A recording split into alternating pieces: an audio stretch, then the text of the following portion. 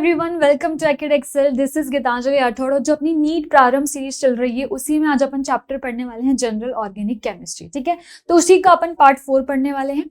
तो बच्चों, आज जो अपन टॉपिक डिस्कस करेंगे वो बहुत इंपॉर्टेंट टॉपिक है, क्योंकि इस चैप्टर में जो सबसे ज्यादा इंपॉर्टेंट चीज है वो यही है, एसिडिक स्ट्रेंथ और बेसिक स्ट्रेंथ, जिसको आज अपन डिस्कस करेंगे।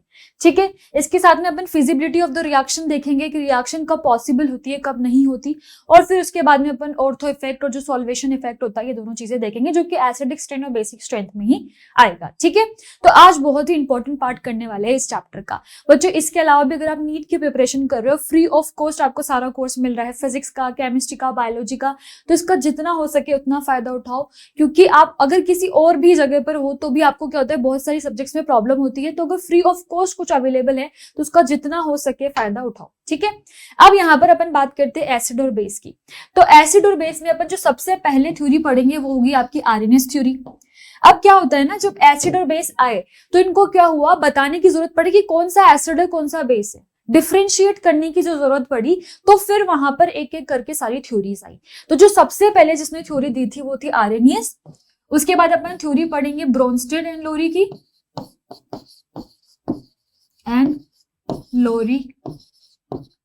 की, थ्योरी। और फिर उसके बाद जो अपन नेक्स्ट थ्योरी पढ़ते हैं वो क्या है, लुईस थ्योरी।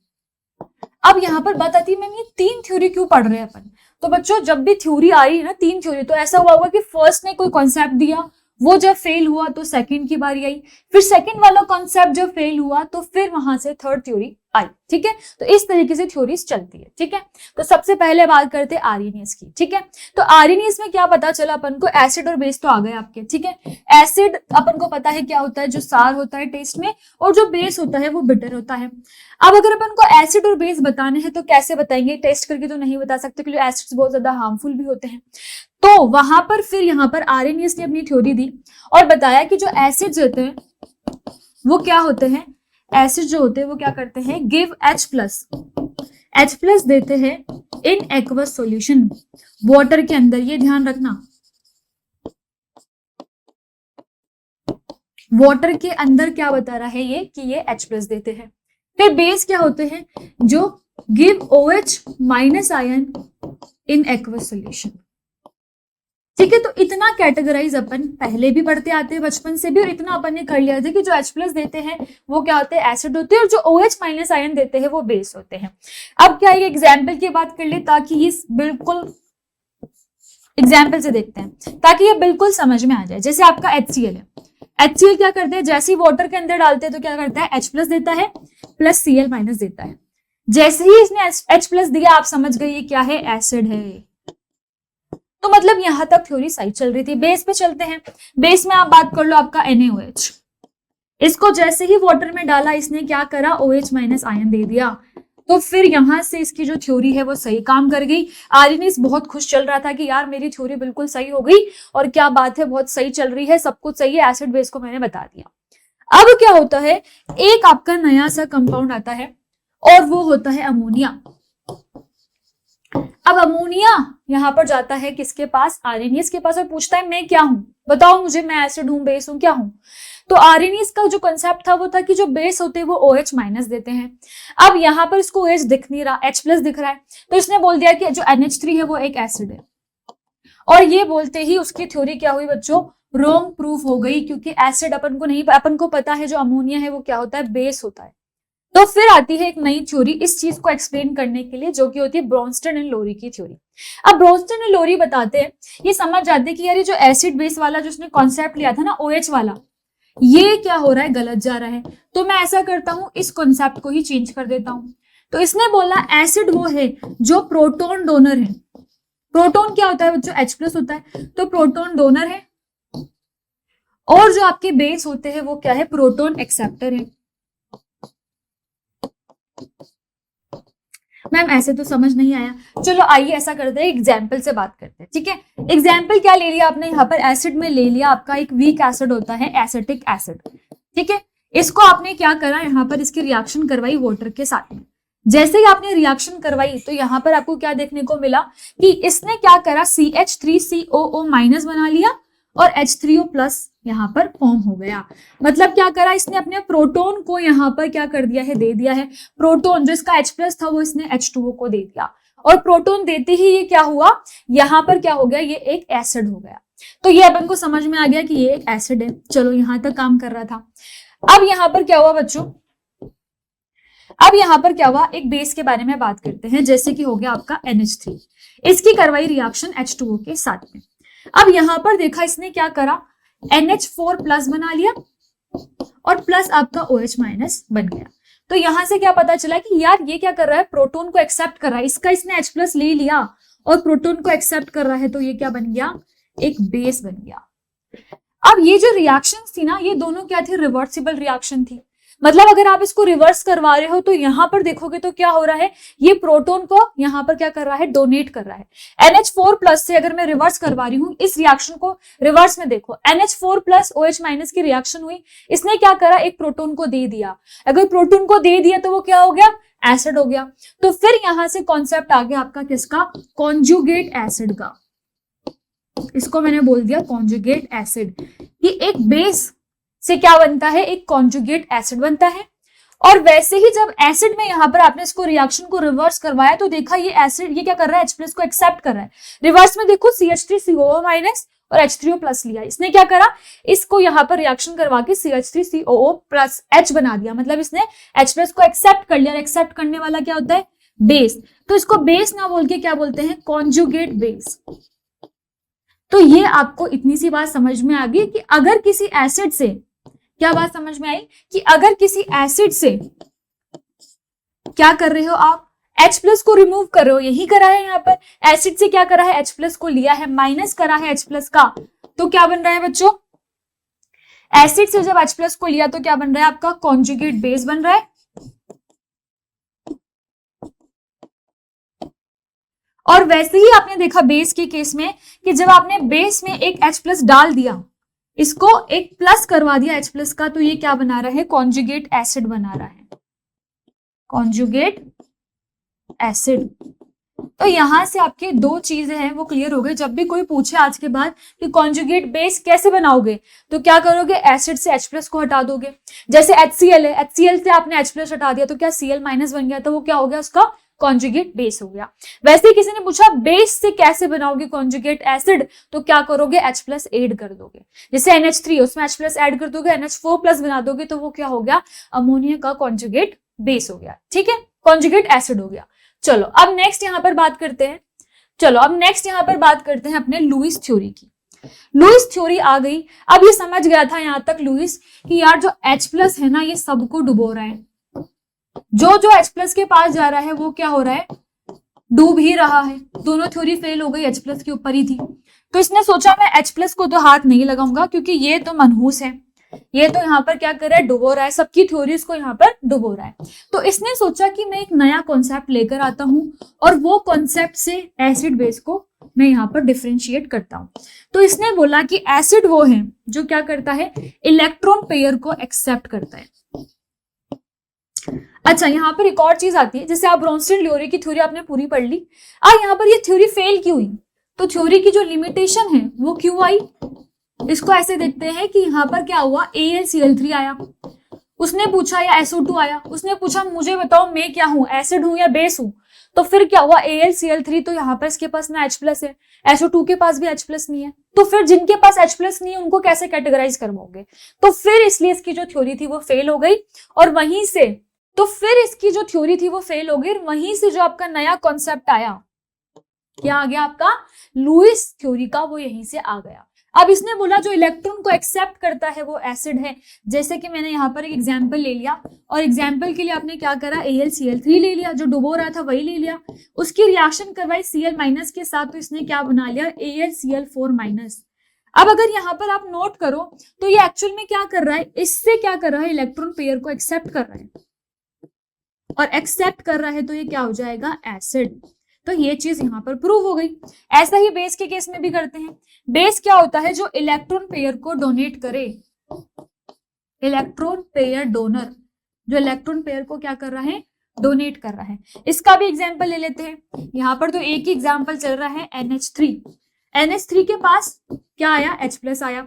इसने क्या करा, जो इसके पास लोन पेयर होते हैं, नॉर्मल सी बात है, नाइट्रोजन के पास तो हमेशा लोन पेयर होते हैं, लोन पेयर को क्या करा, इसने डोनेट कर दिया, और लोन पेयर डोनेट करते ही क्या बन गया, NH4+ बन गया।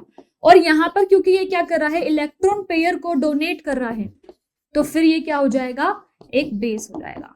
तो ये थ्योरी बिल्कुल सही प्रूव हो गई, क्योंकि इसमें कोई H+ का कॉन्सेप्ट नहीं था, ये इलेक्ट्रॉन पेयर को एक्सेप्ट और इलेक्ट्रॉन पेयर को डोनर के हिसाब से ही एसिड बेस को कैटेगराइज करवा रही थी। ये थ्योरी बिल्कुल सही है और अभी तक भी अपन इसी को काम में लेते हैं, ठीक है। तो यहाँ तक सब सही चल रहा था। अब यहाँ पर क्या होता है बच्चों, अब अपन यहाँ पर जो मेन टॉपिक की बात करने वाले हैं वो है आपका acid and base. Acid and base में से अपन एसिडिक स्ट्रेंथ को पहले पढ़ेंगे, फिर अपन बेसिक स्ट्रेंथ को पढ़ेंगे। तो एसिडिक स्ट्रेंथ में क्या होता है बच्चों, यहां पर बात होती है एसिडिक स्ट्रेंथ की। तो अपन ने यहां से 3 थ्योरी पढ़ ली और वहां से अपन को क्या पूरा कॉन्सेप्ट समझ में आ गया।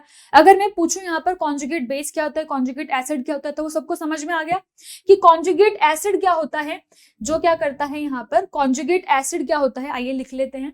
कॉन्जुगेट एसिड कैसे बनेगा, जब किसी बेस से क्या करोगे, एक H+ उसको दे दोगे, तो वहां पर क्या बन जाएगा, कॉन्जुगेट एसिड। और वैसे ही जब किसी एसिड से एक H+ को ले लोगे, इस H+ को ले लोगे तो क्या बन जाएगा, कॉन्जुगेट बेस। ये मैं इसलिए बता रही हूँ क्योंकि जब मैं अभी एसिडिक और बेसिक स्ट्रेंथ समझाऊंगी ना तो ये काम आएगा, ठीक है। तो बेस से ये समझ में आ गया कि H+ हटाएगा तो कॉन्जुगेट एसिड बनेगा, और अगर एसिड से H+ माइनस करेंगे, सॉरी इसमें प्लस करेंगे, इसमें माइनस करेंगे, तो कॉन्जुगेट बेस बन जाएगा। ये हमेशा ध्यान रखना, एसिड का कॉन्जुगेट एसिड नहीं बनता है, एसिड का हमेशा कॉन्जुगेट बेस बनेगा, और बेस का हमेशा कॉन्जुगेट एसिड बनेगा, ऑपोजिट बनेगा। अगर एसिड है तो उसका बेस बनेगा, बेस है तो उसका कॉन्जुगेट एसिड बनेगा, ठीक है। इस बात को ध्यान रखना, यही चीज लिख रखी है। जो एसिडिक स्ट्रेंथ होती है वो किस पर डिपेंड कर रही है, वो कॉन्जुगेट बेस पर डिपेंड कर रही है। और ये कैसे डिपेंड कर रही है, आइए इसको समझते हैं। फॉर एग्जाम्पल यहाँ पर आपने एक छोटी सी रिएक्शन ली, ये रिएक्शन है आपकी, HA को आपने क्या करवाया, यहाँ पर HA की यहाँ पर रिएक्शन करवाई, और अपन को पता है ये क्या दे देगा, H+ दे देगा, और प्लस आपका क्या हो जाएगा, A- यहाँ बच जाएगा। तो आपको बताया मैंने अभी, जब भी आप क्या करोगे, किसी एसिड से उसके प्रोटॉन को ले लोगे तो वो क्या बना देगा, कॉन्जुगेट बेस बना देगा। ये कॉन्जुगेट बेस बन गया और इसने क्या करा, H+ रिलीज कर दिया, तो ये क्या हो गया, एक एसिड हो गया। अब अपन ने क्या करा, यहां से इसका इक्विलिब्रियम कांस्टेंट निकाल लिया। इतना नॉर्मल सी बात है, सबको पता है इक्विलिब्रियम कांस्टेंट कैसे निकालते हैं, प्रोडक्ट की कंसंट्रेशन अपॉन रिएक्टेंट की कंसंट्रेशन। तो वहीं से यहाँ पर के इक्विलिब्रियम आ गया, क्या आ गया, H+ की कंसंट्रेशन, फिर A- की कंसंट्रेशन अपॉन आपका जो यहाँ पर क्या था, रिएक्टेंट था HA की कंसंट्रेशन। तो ये आपका Ka निकल गया। अब मुझे यहाँ पर बताओ कि अगर मुझे एसिड में बोल रही हूँ, स्ट्रॉन्ग एसिड है, तो वो H+ कम देगा या ज्यादा देगा। अगर मैं ऐसा बोल रही हूं कि स्ट्रॉन्ग एसिड है, तो क्या होगा, स्ट्रॉन्ग एसिड क्या करेगा, मोर H+ देगा। नॉर्मल सी बात है, स्ट्रॉन्ग एसिड वही है जो H+ ज्यादा देगा, ठीक है। स्ट्रॉन्ग एसिड है मतलब वो ज्यादा H+ देगा, ठीक है। और अगर वो ज्यादा H+ दे रहा है तो रिएक्शन कौन से डायरेक्शन में जाएगी, फॉरवर्ड जाएगी या बैकवर्ड जाएगी। अगर H+ दे रहा है तो रिएक्शन आपको दिख रहा है He से H+ बन रहा है, तो रिएक्शन क्या जाएगी, फॉरवर्ड जाएगी। रिएक्शन मूव्स फॉरवर्ड जाएगी अगर वो H+ दे रहा है तो, ठीक है। इतनी सी बात सबको समझ में आ गई। अगर मैं बोल रही हूं कि कोई स्ट्रॉन्ग एसिड है, वो H+ दे रहा है और रिएक्शन फॉरवर्ड जा रही है, तो इसका मतलब क्या है, वहां पर क्या होगा, कॉन्जुगेट जो उसका बेस बन रहा होगा वो स्टेबल होगा। इसका मतलब क्या है, स्टेबल कॉन्जुगेट बेस।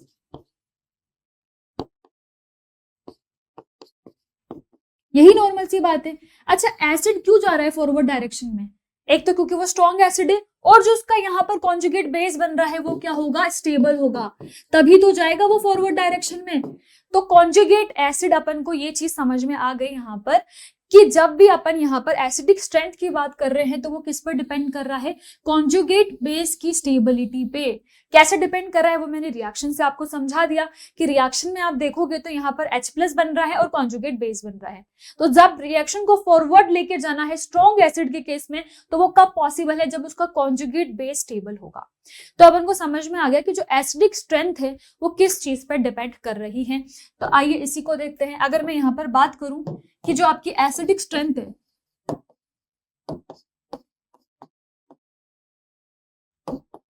वो किस पे डिपेंड करती है? तो इसी की बात कर लेते हैं। एसिडिक स्ट्रेंथ क्या होती है आपकी? डायरेक्टली प्रोपोर्शनल होती है स्टेबिलिटी ऑफ कॉन्जुगेट बेस के, स्टेबिलिटी ऑफ कॉन्जुगेट बेस के। ये बात तो अपन ने रिएक्शन से समझ ली और बिल्कुल आपको क्लियर भी है। अब आपको पता है जो कॉन्जुगेट बेस बन रहा था वो क्या था? एक एनायन था। ये सबने देखा था ना यहाँ पर। इस चीज में तो किसी को कंफ्यूजन नहीं है ना। देखो यहाँ पर जो कॉन्जुगेट बेस बन रहा है वो क्या है? A माइनस है। तो कॉन्जुगेट बेस अगर आपका एनायन है तो एनायन के लिए अपन ने क्या पढ़ा था? कार्बेनायन पढ़ा हुआ है अपन ने।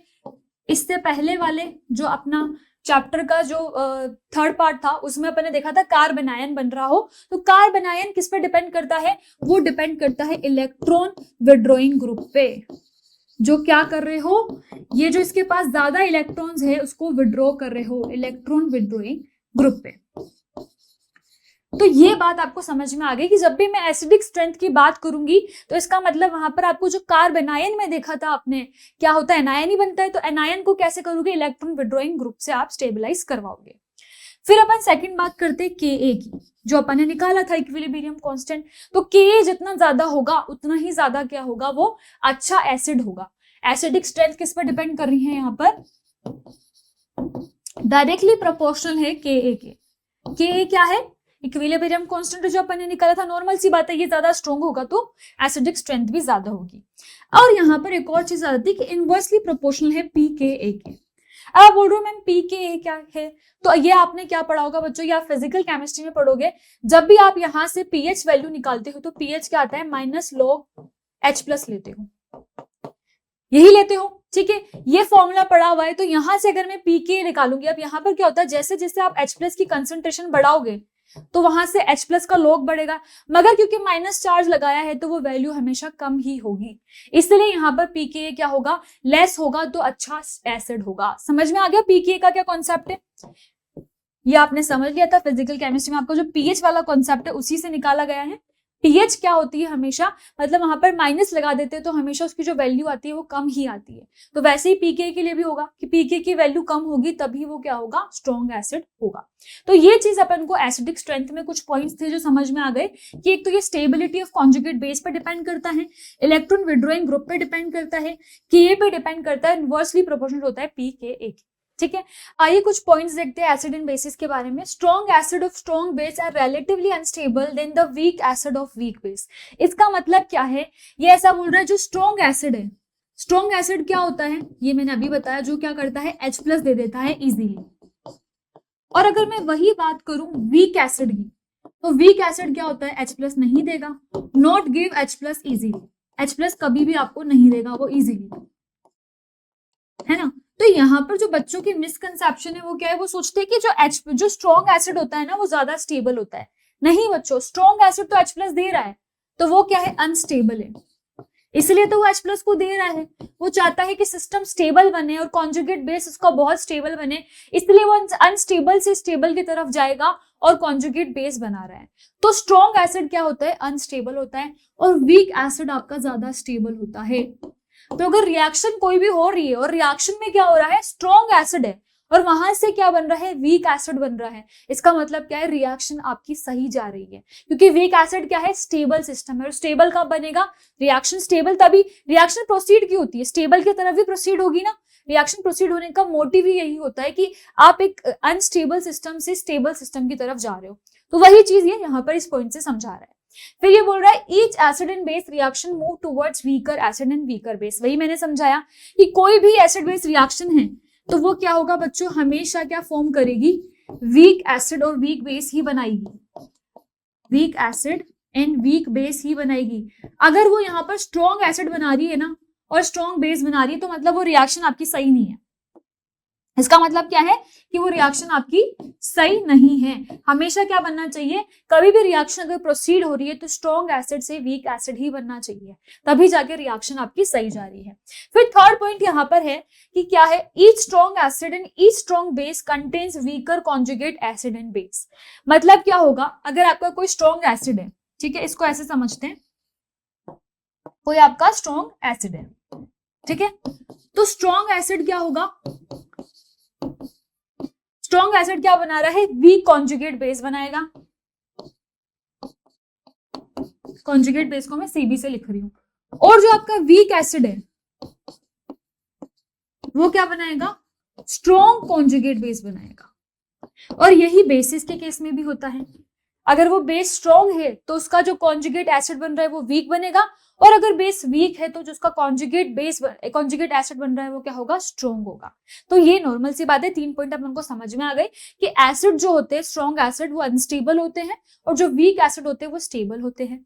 ठीक है, जो रिएक्शन होती है हमेशा स्ट्रॉन्ग से वीक की तरफ ही जाएगी, क्योंकि वीक एसिड स्टेबल है तो रिएक्शन अनस्टेबल से स्टेबल सिस्टम की तरफ ही जाएगी। फिर थर्ड पॉइंट है कि जो भी आपका एसिड है अगर वो ज्यादा स्ट्रॉन्ग है तो उसका कॉन्जुगेट बेस जो बनेगा वो वीक बनेगा, और अगर जो स्ट्रॉन्ग है वो वीक है तो जो उसका कॉन्जुगेट एसिड बनेगा वो क्या बनेगा, स्ट्रॉन्ग बनेगा। तो ये 3 पॉइंट्स अपन को क्लियर होने चाहिए। अब अपन जब फिजिबिलिटी ऑफ द रिएक्शन पढ़ेंगे, जो मैंने बताया था कि रिएक्शन कब फिजिबल होगी नहीं होगी, तो उसके लिए जो सबसे इंपॉर्टेंट चीज आती है वो आता है एसिडिक स्ट्रेंथ का ऑर्डर। और बच्चों ने बता नहीं सकती आपको, ये ऑर्डर इतना इंपॉर्टेंट है कि बस आप इस ऑर्डर को पढ़ दोगे ना तो आपकी जो फिजिबिलिटी वाले क्वेश्चन है वो बहुत सारे सॉल्व हो सकते हैं। तो ये जो ऑर्डर है इसकी बात करते हैं, तो सबसे पहले आपका आता है सल्फोनिक एसिड। सल्फोनिक एसिड बच्चों सबसे ज्यादा स्ट्रॉन्ग एसिड है, अगर ये कहीं पर दिख जाए ना तो इससे स्ट्रॉन्ग कुछ है ही नहीं, तो ये सबसे ज्यादा स्ट्रॉन्ग एसिड है। फिर आता है आपका picric acid, NO2 NO2 NO2, इसको क्या बोलते हैं अपन, पिक्रिक एसिड। ये क्या था आपका, सल्फोनिक एसिड। इसके ना फॉर्मूले से याद करोगे, मतलब ये पूरा लिखोगे तो याद नहीं रहेगा, तो नाम से याद रखना, सल्फोनिक एसिड, पिक्रिक एसिड। फिर होता है आपका स्क्वायरिक एसिड। स्क्वायरिक एसिड क्या होता है, इस तरीके से स्क्वायर बन जाता है, ठीक है। फिर डबल बॉन्ड O होता है, और इधर OH और OH होता है, और इसको क्या बोल देते हो, स्क्वायरिक एसिड।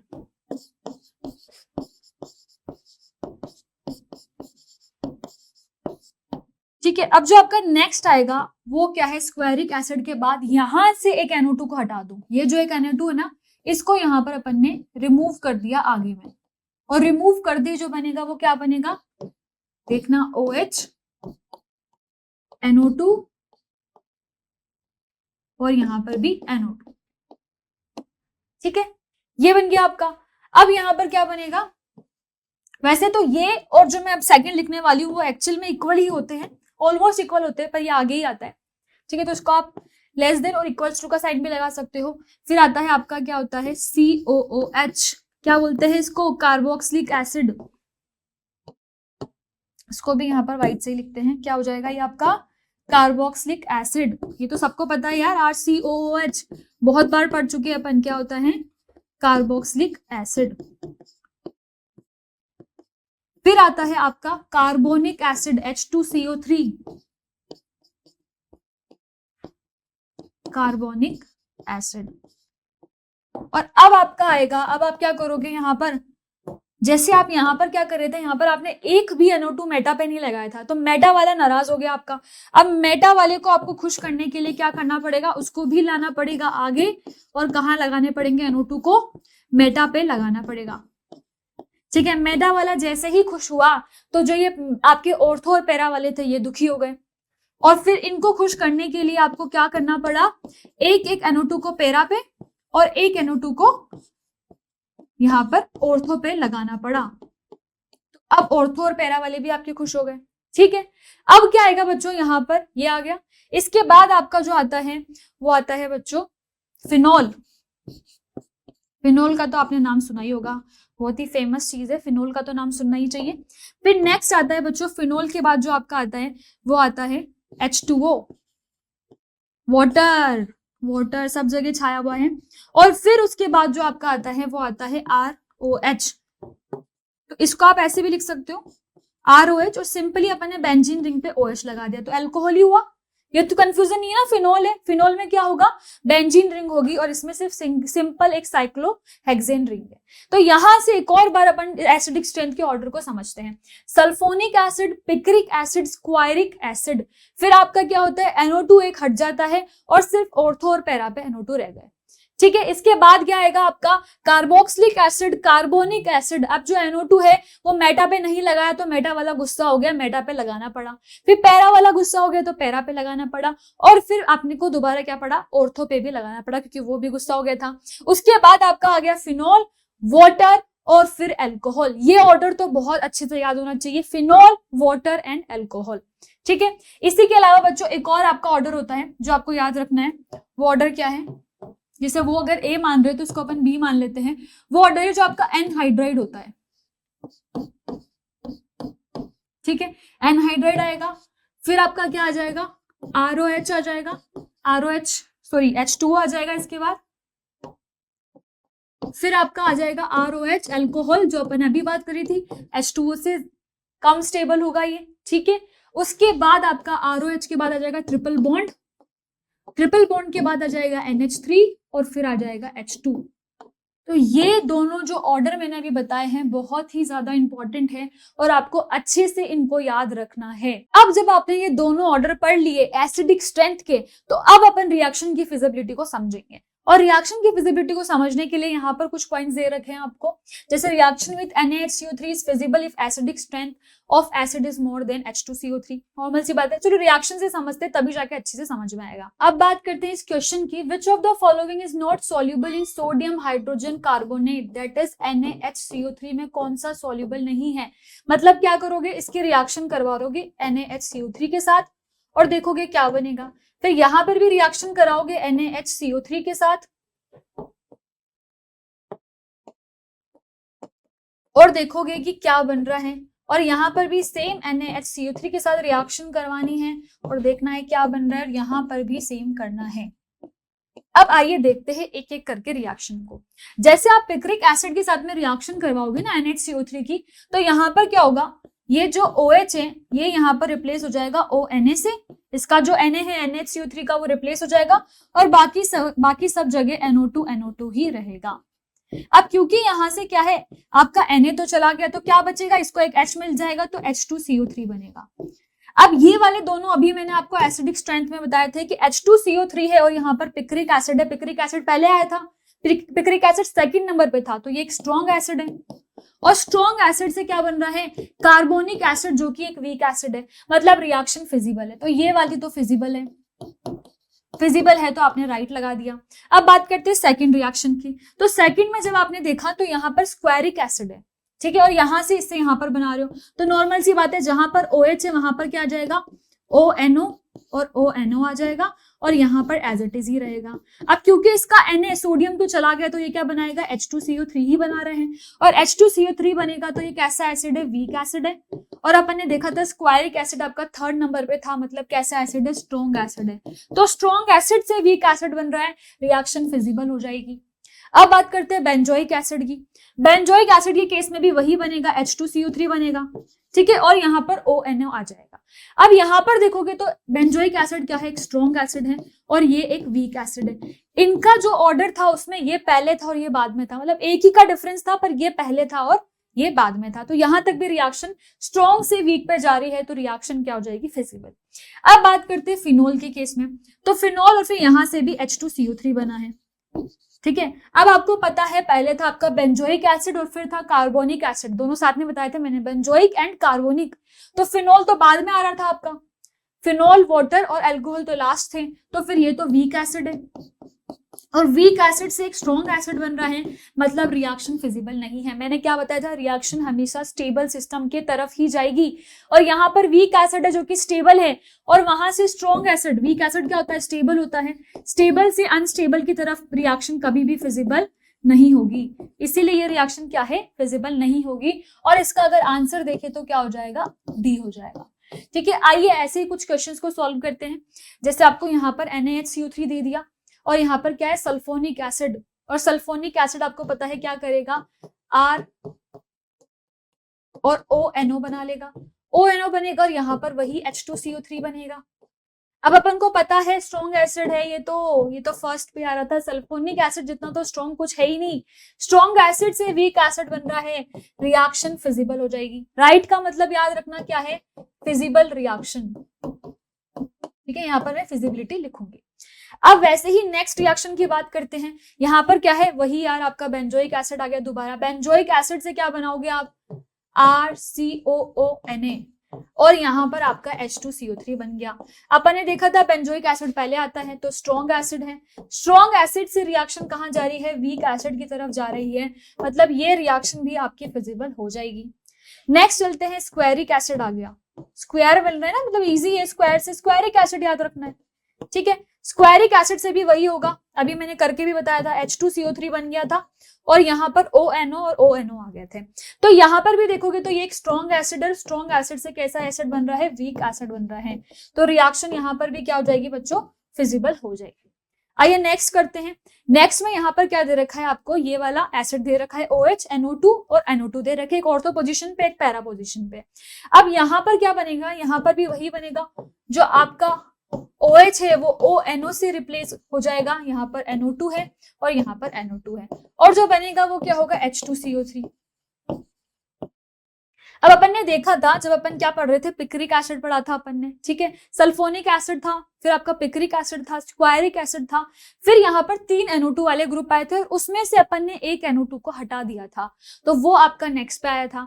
तो मतलब अगर यहाँ पर आप देखोगे तो ये एक स्ट्रॉन्ग एसिड ही हुआ और ये कैसा हुआ, एक वीक एसिड ही हुआ, तो यहाँ पर भी रिएक्शन फिजिबल हो जाएगी, मतलब ये रिएक्शन भी आपकी फिजिबल होगी, ठीक है। तो नेक्स्ट में आपने जब यहाँ पर देखा तो यहाँ पर एक OH लगा है, NO2 मेटा पोजीशन वाला है, और मेटा के बारे में मैंने बताया था, ये क्या होता है आपका, बार बार नाराज हो रहा था तो NO2 वाला भी फिर अपन एक यहाँ पर लेकर आ गए थे, जो मेटा पोजीशन पे होता है। यहाँ पर भी सेम चीज होगी, OH ONO से रिप्लेस हो जाएगा और H2CO3 बन जाएगा। अब अपन ने देखा था कि जो H2CO3 है वो आपका एक स्ट्रॉन्ग एसिड था, क्योंकि वो इससे पहले आ रहा था, और ये यहाँ पर एक वीक एसिड था, ठीक है। और अगर मैं इनकी करेक्ट वैल्यू भी बता दूं आपको एसिडिक स्ट्रेंथ की, अगर इनके एसिडिक स्ट्रेंथ की वैल्यू बता दूं, तो एसिडिक स्ट्रेंथ की जो वैल्यू इसकी आती है वो आती है 6.7 समथिंग, और जो इसकी वैल्यू होती है वो होती है 6.4। अपन को पता है एसिडिक स्ट्रेंथ पीएच स्केल में जिसका जो जितनी कम वैल्यू होगी वो उतना ज्यादा एसिडिक होगा, तो ये वाला ज्यादा एसिडिक है, ये वाला कम एसिडिक है, ठीक है।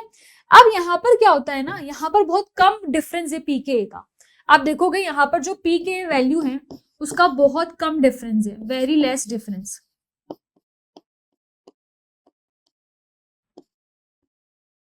और इस डिफरेंस की वजह से ही यहाँ पर रिएक्शन फिजिबल हो जाती है।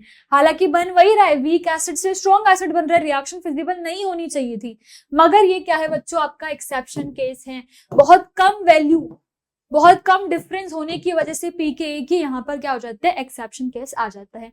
और ऐसा ही एक्सेप्शन केस एक आपका ये भी है, यहाँ पर भी वही होता है। ये क्या है, स्ट्रॉन्ग वीक एसिड है,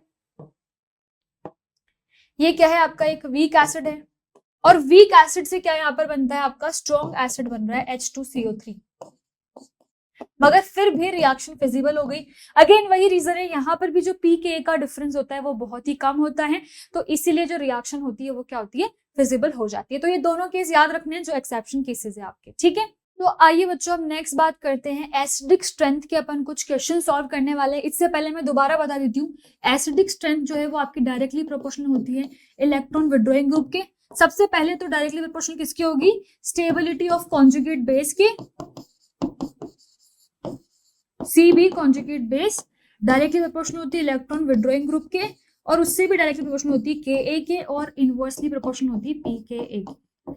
और ये याद रखना है, माइनस चार्ज को, मतलब कार्ब एनायन वाले केसेस की बात कर रहे हैं अपन यहाँ पर, तो माइनस चार्ज जब स्टेबलाइज होता है तो माइनस चार्ज को स्टेबलाइज इलेक्ट्रॉन विड्रॉइंग ग्रुप करता है। मगर उससे भी पहले अपन ने कार्बन आयन के कल वाले चैप्टर में पढ़ा था कि अपन इलेक्ट्रोनेगेटिविटी एंड साइज को भी कंसिडर करते हैं, और फिर अपन लगाएंगे, अगर किसी जगह इलेक्ट्रोनेगेटिविटी और साइज से क्वेश्चन सोल्व हो रहा है तो पहले उसको लगाएंगे, फिर अपन रेजोनेंस लगाएंगे, और फिर उसके बाद वही जो आपके बाकी के सारे इफेक्ट होते हैं।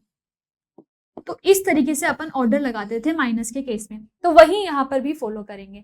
जैसे सबसे पहला क्वेश्चन आपके पास आ गया है, यहाँ पर आपको क्या दे रखा है, कार्बन है CH4 NH3 और H2O और यहाँ पर HF। अब इससे क्या करूंगी, मैं सबसे पहले कॉन्जुगेट बेस बनाऊंगी और कॉन्जुगेट बेस बनाने के लिए क्या करूंगी, इनसे एक H+ को हटा दूंगी, यहां से H+ हटाऊंगी, CH3- बन गया, NH2- बन गया, OH- बन गया और F- बन गया। अब यहाँ पर अगर आप देखोगे ना बच्चों, तो यहाँ पर क्या हो रहा है, यहाँ पर फ्लोरीन है, ऑक्सीजन है, नाइट्रोजन है, कार्बन है। ये किससे सॉल्व हो सकता है, इलेक्ट्रोनेगेटिविटी से सॉल्व हो सकता है, क्योंकि आपको पता है फोन एक ट्रिक होती है इलेक्ट्रोनेगेटिविटी की, फ्लोरीन, ऑक्सीजन, नाइट्रोजन, और उसके बाद आप लिखो तो कार्बन आ सकता है। तो इसका मतलब क्या है, यहाँ पर अगर इन चारों के रिस्पेक्ट में बात हो रही है तो फ्लोरीन, फिर ऑक्सीजन और फिर नाइट्रोजन और फिर कार्बन आपका लीस्ट यहाँ पर एसिडिक हो जाएगा। तो ये बात आपने कैसे बता दी, इलेक्ट्रोनेगेटिविटी से बता दी। सबसे पहले याद रखना, अगर इलेक्ट्रोनेगेटिविटी लग रही है तो वहां पर इलेक्ट्रोनेगेटिव ही लगाओगे, अगर वो नहीं लग रही तो उस केस में फिर आप बाकी इफेक्ट्स पे जाओगे। अब यहाँ पर देखो, तो यहाँ पर आपने देखा CH3SH था और एक तरफ आपका CH3OH था, तो आपने क्या करा, यहाँ से एक H को रिमूव करा, यहाँ से भी इस H को रिमूव करा, और जैसे ही रिमूव करा क्या बन गया, CH3S- और CH3O-।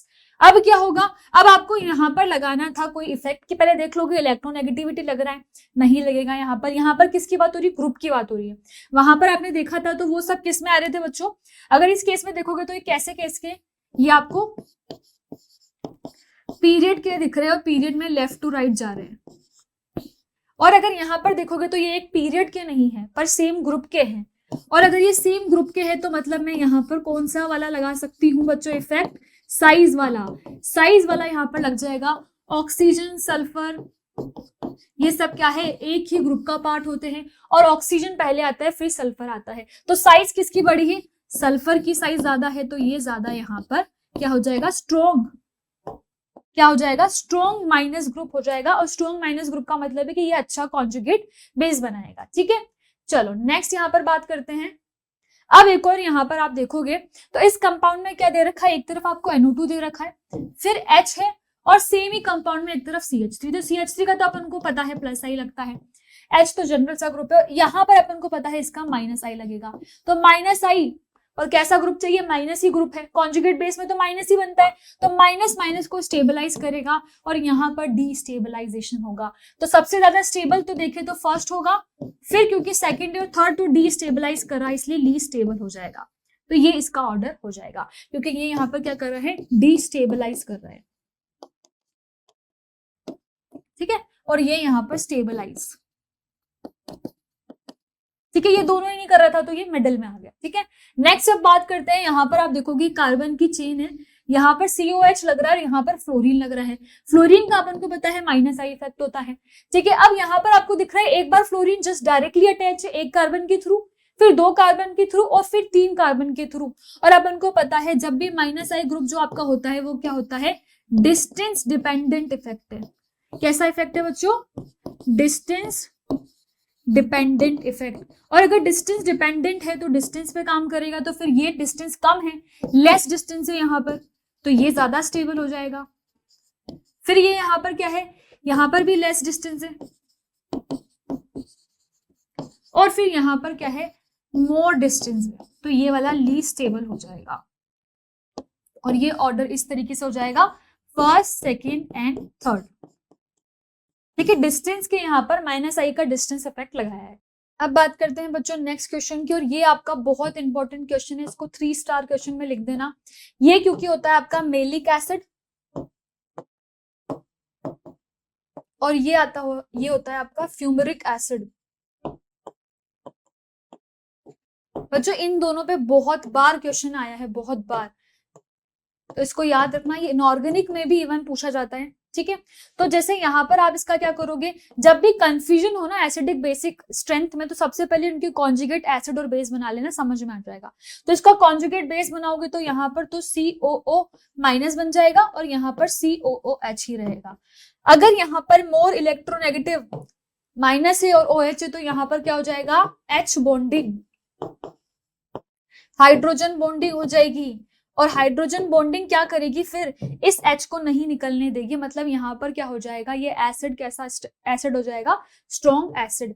तो ये इसका आंसर हो जाएगा, ये स्ट्रॉन्ग एसिड हो गया, क्योंकि यहाँ पर तो H बॉन्डिंग से फिर ये इस H को नहीं निकलने देगा। ठीक है, अब यहाँ पर देखोगे तो यहाँ पर कोई H बॉन्डिंग नहीं हो रही, तो ये क्या हो जाएगा, वीक एसिड हो जाएगा। ठीक है, नेक्स्ट बात करते हैं इसकी। अब इसमें यहाँ पर आप देखोगे ना, तो यहाँ पर आप माइनस बनाकर देखो। जैसे अगर मैं यहाँ पर दो तरीके से माइनस बनेगी। जैसे अगर फर्स्ट वाले केस में माइनस बनाऊं तो यहाँ पर माइनस बनेगा, ठीक है। और अगर मैं सेकंड वाले केस की बात करूं तो माइनस कहाँ बनेगा, यहाँ पर बीच में, ठीक है। अब बच्चों यहाँ पर देखो, यहाँ पर भी एक माइनस आर ग्रुप है, यहाँ पर भी एक माइनस आर ग्रुप है, और माइनस आर ग्रुप इस नेगेटिव चार्ज को स्टेबलाइज कर रहा है, तो ऑब्वियसली बात है ज्यादा स्टेबल हो जाएगा। और सबसे उसके बाद आप जब इनका रेजोनेंस निकालोगे तो देखोगे तो यहाँ पर 2 रेजोनेटिंग स्ट्रक्चर बनेंगे और यहाँ पर 3 रेजोनेटिंग स्ट्रक्चर बनेंगे, और जिसके रेजोनेंस ज्यादा है वो क्या होगा, ज्यादा यहाँ पर स्टेबल हो जाएगा। तो अगर यहाँ पर स्टेबिलिटी की बात करेंगे तो सेकंड ज्यादा स्टेबल हो जाएगा फर्स्ट से, ठीक है। 2 रीजंस बता दिए मैंने, एक तो माइनस आर ग्रुप दोनों तरफ तो ज्यादा स्टेबल है, यहाँ से माइनस यहाँ पर बहुत स्टेबल होगा जब भी इस तरीके से 2 ग्रुप्स लगे हुए हो। और यहाँ पर अगर रेजोनेंस की टर्म्स में देखें तो यहाँ पर 2 रेजोनेटिंग स्ट्रक्चर है, यहाँ पर 3 रेजोनेटिंग स्ट्रक्चर है, ठीक है। तो ऐसे इसका आंसर आ गया।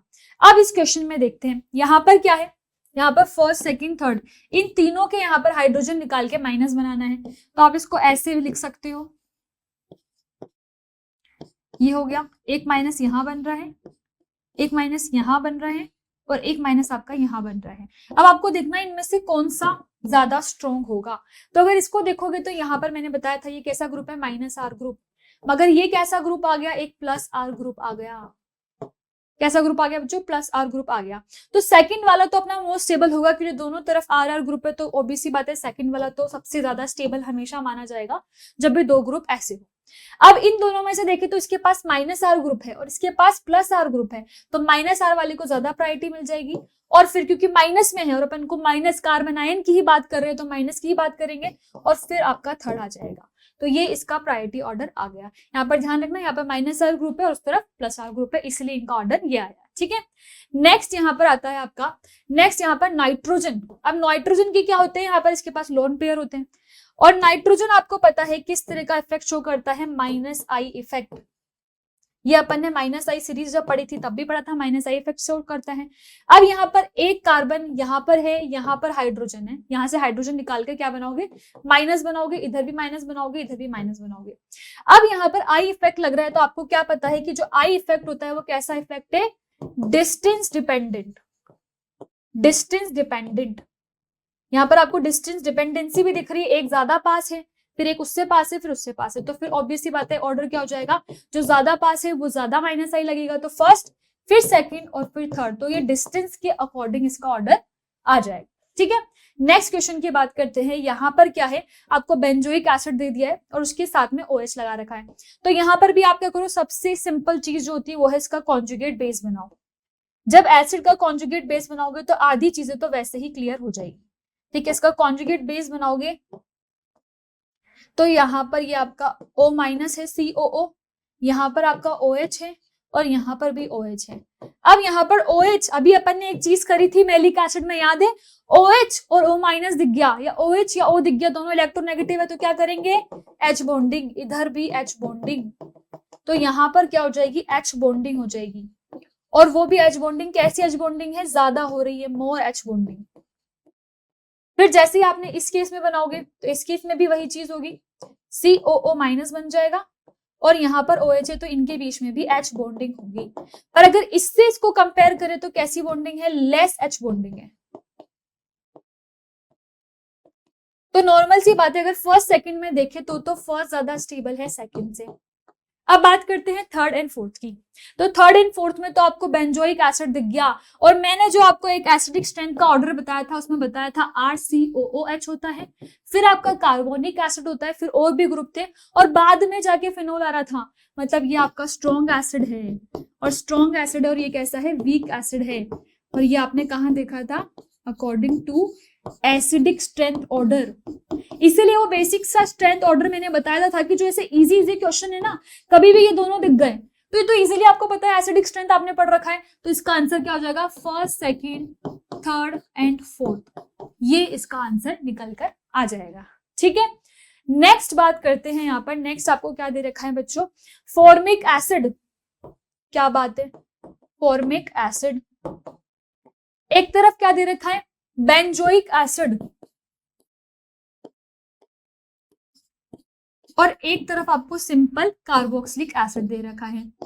अच्छा, यहाँ पर अगर इन दोनों की बात करें ना कि एक तरफ तो बेंजोइक एसिड है और एक तरफ क्या है बच्चों आपका कार्बोक्सिलिक एसिड है, तो यहाँ पर तो आप देखोगे तो रेजोनेंस यहाँ पर ज्यादा हो जाएगा, रेजोनेंस यहाँ पर काम करेगा। रेजोनेंस क्यों काम करेगा? बेंजीन रिंग है, 3 पाई बॉन्ड है, तो यहाँ तो रेजोनेंस मोर है।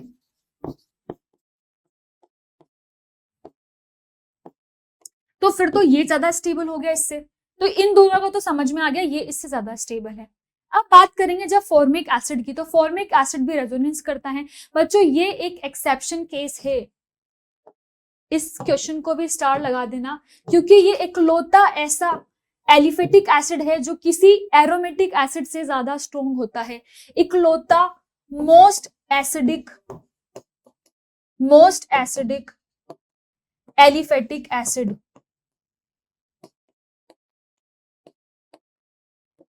और इसको मोस्ट के साथ में ओनली लगाओ तो ज्यादा सही रहेगा। ओनली एलिफेटिक एसिड, इसको ऐसे लिखो, ओनली एलिफेटिक एसिड मोर स्ट्रोंगर देन एरोमेटिक एसिड। इकलौता ऐसा एलिफेटिक एसिड है जो एक एरोमेटिक एसिड से भी स्ट्रॉन्ग होता है। एक्सेप्शनली हाई वैल्यू होती है इसके एसिडिक स्ट्रेंथ की, बहुत ज्यादा हाई। तो ये क्या होता है? एक एक्सेप्शन केस की तरह काम करता है। तो फॉर्मिक एसिड कहीं भी दिख जाए और साथ में कोई भी एरोमेटिक, यहाँ पर एरोमेटिक बेंजोइक एसिड लगा दोगे तो फॉर्मिक एसिड आपका ज्यादा स्टेबल होगा। बात तो तीनों कार्बोक्सिलिक एसिड की है, एक फॉर्मिक एसिड है, एक बेंजोइक एसिड है और एक आपका सिंपल कार्बोक्सिलिक एसिड है। तो आपको याद रखना है कि जो बहुत ज्यादा स्टेबल एलिफेटिक एसिड है वो क्या है? फॉर्मिक एसिड है, और फिर तो आपका बेंजोइक एसिड ही होता है। ठीक है, चलो नेक्स्ट यहाँ पर बात करते हैं, ऑर्थो इफेक्ट की। अब क्योंकि अपन यहाँ पर बात कर रहे थे ऐसे कंपाउंड की जिनमें बेंजोइक एसिड था, और मान लो बेंजोइक एसिड के साथ में सब्स्टिट्यूशन है, कोई ऑर्थो पे कोई ग्रुप है या मेटा पे कोई ग्रुप है या पैरा पे कोई ग्रुप है, तो वहां पर एक इफेक्ट लगता है जिसका नाम ही क्या है? Ortho effect. मतलब जो ऑर्थो सब्स्टिट्यूटेड बेंजोइक एसिड है, ये ऑर्थो सब्स्टिट्यूटेड है, यहाँ पर ऑर्थो पे कोई सब्स्टिट्यूशन, कोई भी ग्रुप हो सकता है। तो बेंजोइक एसिड के पास में अगर ऑर्थो पे कोई भी ग्रुप है तो वो सबसे ज्यादा स्टेबल हो जाएगा पैरा से, सिंपल बेंजोइक एसिड से, पैरा से और एक मेटा से। मतलब मेटा से भी ये ज्यादा स्टेबल है, पैरा से भी ये ज्यादा स्ट्रॉन्ग है, और साथ ही में एक सिंपल बेंजोइक एसिड से भी ये ज्यादा स्ट्रॉन्ग है। तो ये होता है आपका ऑर्थो इफेक्ट, कि जब भी ऑर्थो पोजीशन पे बेंजोइक एसिड में अगर ऑर्थो सब्स्टिट्यूटेड ग्रुप है तो वो सबसे ज्यादा स्ट्रॉन्ग माना जाएगा। Ortho substituted benzoic acid are stronger acid than benzoic acid and it is also more acidic than its meta and para position. एक तो बेंजोइक एसिड से भी ज्यादा स्टेबल है और उसकी मेटा और पैरा पोजीशन से भी ज्यादा स्टेबल है। तो कोई भी ग्रुप अगर आपको दे दे जिसमें यहाँ पर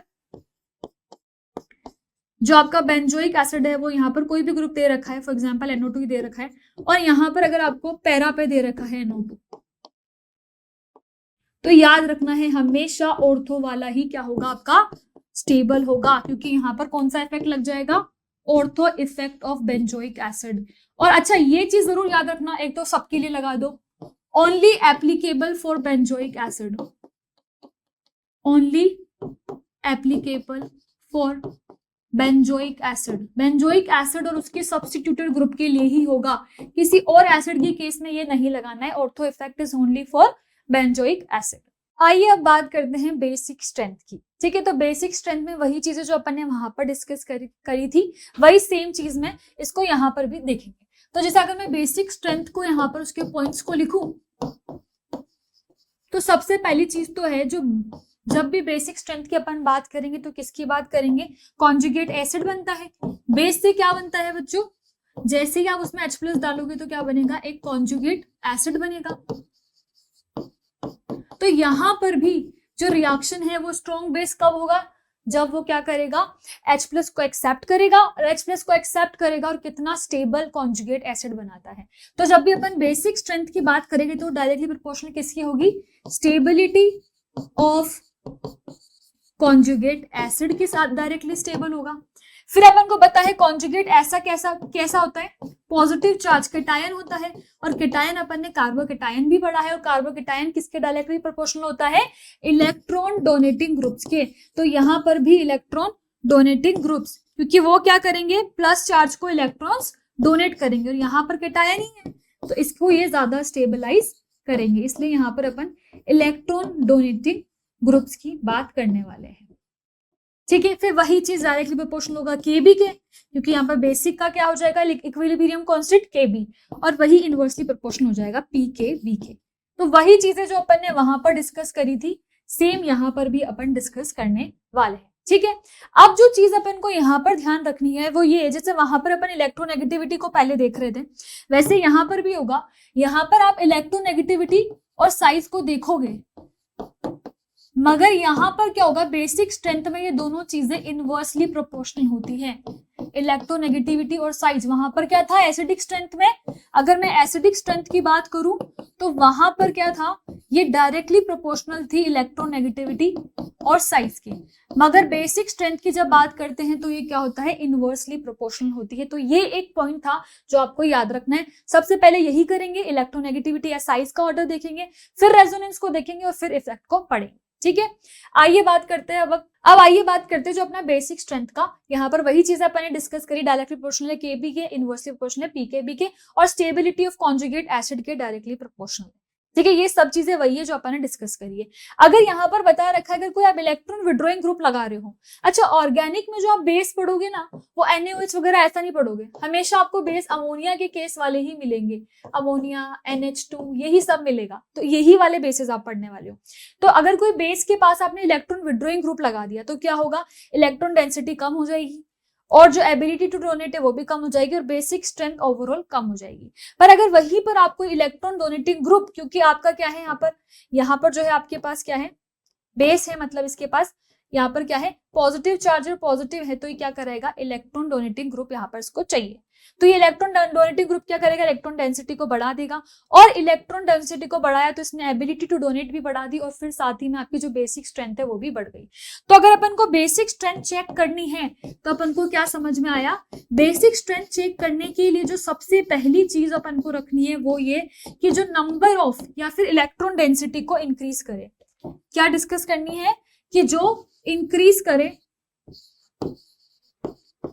इलेक्ट्रॉन डेंसिटी को उस कंपाउंड में, कोई भी कंपाउंड है जिसकी अपन बेसिक स्ट्रेंथ को अगर कैलकुलेट कर रहे हैं तो वहां पर जो भी इंक्रीज करेगा इलेक्ट्रॉन डेंसिटी को वो ज्यादा बेसिक हो जाएगा, और जहां पर इलेक्ट्रॉन डेंसिटी कम इंक्रीज हुई है वो वीक बेस हो जाएगा। ठीक है, अब यहाँ पर एक और चीज है जो आपको देखनी है, जब भी आप किसी बेसिक स्ट्रेंथ वाले क्वेश्चंस को सॉल्व करोगे तो बेसिक स्ट्रेंथ के लिए यहाँ पर एक ट्रिक है, और आइए उस ट्रिक को समझते हैं।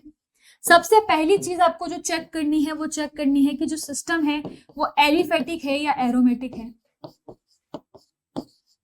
नॉर्मल सी बात है, एरोमेटिक होगा तो मतलब क्या होगा, डीलोकलाइजेशन होगा इलेक्ट्रॉन्स का, और जो इलेक्ट्रॉन्स की अवेलेबिलिटी वो कम होगी। अगर इलेक्ट्रॉन्स कम अवेलेबल है तो इलेक्ट्रॉन डेंसिटी बढ़ेगी नहीं, तो एलिफेटिक सिस्टम ज्यादा स्टेबल है। ठीक है, सेकेंड पॉइंट की बात करते हैं। सेकेंड पॉइंट क्या है, अगर इलेक्ट्रॉन जो है वो लोकलाइज्ड है, लोकलाइज्ड पेयर है, तो वो ज्यादा स्टेबल है डीलोकलाइज से। यहाँ पर भी वही सेम चीज, अगर लोकलाइज है तो क्या होगा बच्चों, लोकलाइज पेयर है तो क्या होगा, इलेक्ट्रॉन डेंसिटी ज्यादा अवेलेबल होगी और वो ज्यादा बेसिक हो जाएगा। ठीक है, फिर थर्ड में आपको क्या करना है, जो आपके इफेक्ट्स हैं वो इफेक्ट्स लगाने हैं, जैसे आपका हो गया रेजोनेंस हो गया, फिर आपका आई इफेक्ट हो गया, या फिर हाइपर कॉन्जुगेशन हो गया, और यहाँ पर जो एक एक्स्ट्रा इफेक्ट काम करता है वो है सोल्वेशन इफेक्ट। जैसे अपन ने एसिडिक स्ट्रेंथ में क्या बात करी थी, ऑर्थो इफेक्ट की बात करी थी, वैसे ही यहाँ पर अपन एक सोल्वेशन इफेक्ट पढ़ते हैं। ठीक है, ये जब आएगा क्वेश्चन तो उसके थ्रू ही मैं समझाने वाली हूँ। ठीक है, तो ये कुछ बेसिक बातें आपको याद रखनी है। ठीक है, तो आइए अब अपन जो अपने क्वेश्चन का सिलसिला है उसे शुरू कर देते हैं। आइए बात करते हैं सबसे पहले क्वेश्चन की। तो सबसे पहले क्वेश्चन में आपको NH2 दे रखा है, ठीक है, और यहाँ पर सिंगल बॉन्ड है, यहाँ पर डबल बॉन्ड है, और यहाँ पर क्या है, ट्रिपल बॉन्ड है। ये चीज आपको पहले से देखनी है। अब यहाँ पर एक और केस जो आ जाता है वो क्या है, स्पेशल केस किसका आ गया, हाइब्रिडाइजेशन का। हाइब्रिडाइजेशन से भी आप क्या करोगे, चेक कर सकते हो इलेक्ट्रोनेगेटिविटी, क्योंकि आपको पता है जो ट्रिपल बॉन्ड होता है और जो डबल बॉन्ड होता है, और अगर मैं सिंगल बॉन्ड की बात करूं तो ट्रिपल बॉन्ड में क्या होता है बच्चों, ट्रिपल बॉन्ड में जो sp कैरेक्टर होते हैं वो 50% होते हैं, ठीक है, 50% है, मतलब यहाँ पर क्या है, ज्यादा s कैरेक्टर है, इसको आप लिख सकते हो मोर s कैरेक्टर। यहाँ पर 33.3% होते हैं और यहाँ पर 25% होते हैं, तो s कैरेक्टर यहाँ पर ज्यादा है और यहाँ पर लीस्ट s कैरेक्टर है। अब एक चीज जो आपको याद रखनी है वो ये कि जो इलेक्ट्रोनेगेटिविटी होती है ना, वो किसके डायरेक्टली प्रोपोर्शनल होती है, s कैरेक्टर के, परसेंट ऑफ s कैरेक्टर। मतलब अगर कहीं पर आपको ट्रिपल बॉन्ड दिख गया तो वो इलेक्ट्रोनेगेटिव ज्यादा होगा then second bond, double bond और देन सिंगल बॉन्ड। तो यहाँ पर ट्रिपल बॉन्ड आ गया था, CN के बीच में क्या है, ट्रिपल बॉन्ड है, तो इसका मतलब है इसकी जो इलेक्ट्रोनेगेटिविटी है वो ज्यादा होगी due to high present s character, ठीक है, तो इसकी इलेक्ट्रोनेगेटिविटी ज्यादा है। अगर इलेक्ट्रोनेगेटिविटी ज्यादा है तो अपन ने पढ़ा था बेसिक स्ट्रेंथ में अपन क्या करते हैं, इनवर्सली प्रोपोर्शनल होती है इलेक्ट्रोनेगेटिविटी, तो इसकी इलेक्ट्रोनेगेटिविटी ज्यादा है तो ये तो लीस्ट बेसिक हो जाएगा, इसको मैं लिख सकती हूँ यहाँ पर, ये क्या है, लीस्ट बेसिक हो जाएगा। और अगर मैं इसकी बात करूं तो इसकी इलेक्ट्रोनेगेटिविटी कम होगी क्योंकि यहाँ पर सिंगल बॉन्ड है, सिंगल बॉन्ड में प्रेजेंट s कैरेक्टर भी कम होंगे, तो फिर इसकी मोर बेसिक हो जाएगा क्योंकि इसके यहाँ पर प्रेजेंट s कैरेक्टर क्या होंगे, कम होंगे। तो ये वाला तो मोस्ट बेसिक हो जाएगा, वो वाला लीस्ट बेसिक हो जाएगा। तो आंसर क्या हो जाएगा आपका, फर्स्ट, सेकेंड एंड थर्ड। और कैसे डिसाइड करा है, इलेक्ट्रोनेगेटिविटी के बेसिस पे, क्योंकि अपन को पता है ट्रिपल बॉन्ड में इलेक्ट्रोनेगेटिविटी ज्यादा होती है बजाय कि डबल बॉन्ड में एंड देन फिर सिंगल बॉन्ड में, ठीक है, ये कॉन्सेप्ट क्लियर हो गया। चलो नेक्स्ट बात करते हैं यहाँ पर। अब यहाँ पर देखो आपको एक चेन दिख रही है कार्बन की, यहाँ पर 2 ही कार्बन है, यहाँ पर 1 कार्बन है और यहाँ पर भी 1 कार्बन है, तो इसका मतलब यहाँ पर क्या चल रहा है, प्लस आई इफेक्ट लग रहा है, ठीक है, plus I effect. Number of carbon अगर ज्यादा है बच्चों, नंबर ऑफ कार्बन ज्यादा है तो क्या है, उसके पास इलेक्ट्रॉन ज्यादा होंगे और वो क्या होगा, मोर बेसिक होगा। तो नंबर ऑफ एल्काइल ग्रुप या कार्बन ज्यादा है तो आप उसको ऐसे ही मोर बेसिक बता सकते हो। और फिर आपको इफेक्ट तो लग ही रहा है, plus I effect. Plus I effect यहाँ पर क्या है, सेकेंडरी कार्बन है, यहाँ पर प्राइमरी कार्बन है, यहाँ पर मिथाइल है, ठीक है। तो यहाँ पर तो क्या हो रहा है, इन तीनों केस में अगर अपन बात करें तो ये ज्यादा आपका ए ज्यादा हो जाएगा, क्योंकि क्या होगा, ए में ज्यादा मोर प्लस आई भी लिख सकते हो आप, ऑब्वियसली ज्यादा एल्काइल ग्रुप है तो प्लस आई भी ज्यादा होगा, फिर बी और फिर उसके बाद आपका सी आ गया। अब बात करते हैं यहाँ पर सी और डी में, ठीक है। तो सी और डी में अगर आप यहाँ पर देखोगे तो दोनों, यहाँ पर तो है CH3 और उससे NH2 जुड़ा हुआ है, और यहाँ पर है CH3 और OH जुड़ा हुआ है। अब आपको पता है जब ऑक्सीजन और नाइट्रोजन की बात कर रहे हैं, मैं यहाँ पर लिख दूं नाइट्रोजन और ऑक्सीजन, तो इलेक्ट्रोनेगेटिविटी इसकी ज्यादा है और इसकी इलेक्ट्रोनेगेटिविटी कम है, क्योंकि अपन पढ़ते हैं फोन कि ऑक्सीजन की ज्यादा होती है फिर नाइट्रोजन की। अगर इसकी इलेक्ट्रोनेगेटिविटी कम है तो ये क्या होगा, इलेक्ट्रोनेगेटिविटी का ऑर्डर क्या होता है, इनवर्सली प्रोपोर्शनल होता है, तो फिर सी आ जाएगा और फिर आपका डी आ जाएगा। तो ये इसका ऑर्डर रहेगा ABCD, ठीक है। यहां पर क्यों रहेगा, क्योंकि ये आप इसको लिख सकते हो मोर इलेक्ट्रोनेगेटिव है। डी क्यों है लीस्ट पे, क्योंकि ये मोर इलेक्ट्रोनेगेटिव है और ये वाला क्या है, लेस इलेक्ट्रोनेगेटिव है, ठीक है। तो यहाँ पर ये चीज समझ में आ गई। नेक्स्ट बात करते हैं। अब इस क्वेश्चन में अगर आप देखोगे तो यहाँ पर आपको NH3 दे रखा है, NH3 प्लस, क्या बात है, NH3 प्लस कहाँ पढ़ा था, आई सीरीज याद करो, आई सीरीज याद करो, माइनस आई सीरीज में था NH3 प्लस, NO2 भी माइनस आई सीरीज में था और Cl भी आपका आई सीरीज में था। ये तीनों क्या इफेक्ट लगा रहे हैं बच्चों, माइनस आई इफेक्ट। यहाँ पर भी minus I, minus I, minus I. Minus आई को याद करने की मैंने ट्रिक बताई थी, NF3 plus, NR3 plus, NH3 plus, मतलब ये क्या है, बहुत strong more minus I effect लगाएगा, स्ट्रॉन्ग माइनस आई इफेक्ट होता है इसका। फिर अगर अपन बात करें तो फिर आपका NO2 था वहां पर, तो ये उससे तो कम है, लेस है, लेस माइनस आई इफेक्ट। और आपका जो क्लोरीन है वो इनके बाद आता है, क्योंकि हेलोजेंस में आता है, तो ये लीस्ट, इसका लीस्ट माइनस आई इफेक्ट हो जाएगा। अब एक बात बताओ, यहां पर तो अपन किसकी बात कर रहे हैं, बेसिक स्ट्रेंथ में किसकी बात करते हैं, कैटायन की बात करते हैं। और कैटायन कैसे ग्रुप से स्टेबलाइज होता है? जो इलेक्ट्रॉन डोनेटिंग ग्रुप होते हैं, मतलब जो प्लस वाले ग्रुप होते हैं, प्लस आर प्लस एच और प्लस आई। और ये कैसा ग्रुप लगा रहा है? Minus I. और माइनस आई के ये क्या होंगे? इनवर्सली प्रोपोर्शनल होंगे। Minus I minus R minus H इसके इनवर्सली प्रोपोर्शनल होंगे। तो जो ज्यादा माइनस आई लगा रहा है वो क्या हो जाएगा? Least basic. जो ज्यादा माइनस आई लगा रहा है वो क्या हो जाएगा? Least basic. तो अगर मैं यहां पर भी बात करूं ऑर्डर की, तो ए का ऑर्डर ज्यादा होगा क्योंकि ये इन सब दोनों के कंपैरिजन में इसका माइनस आई बहुत कम है, फिर बी एंड देन आपका सी। तो ये इसका यहाँ पर ऑर्डर हो जाएगा।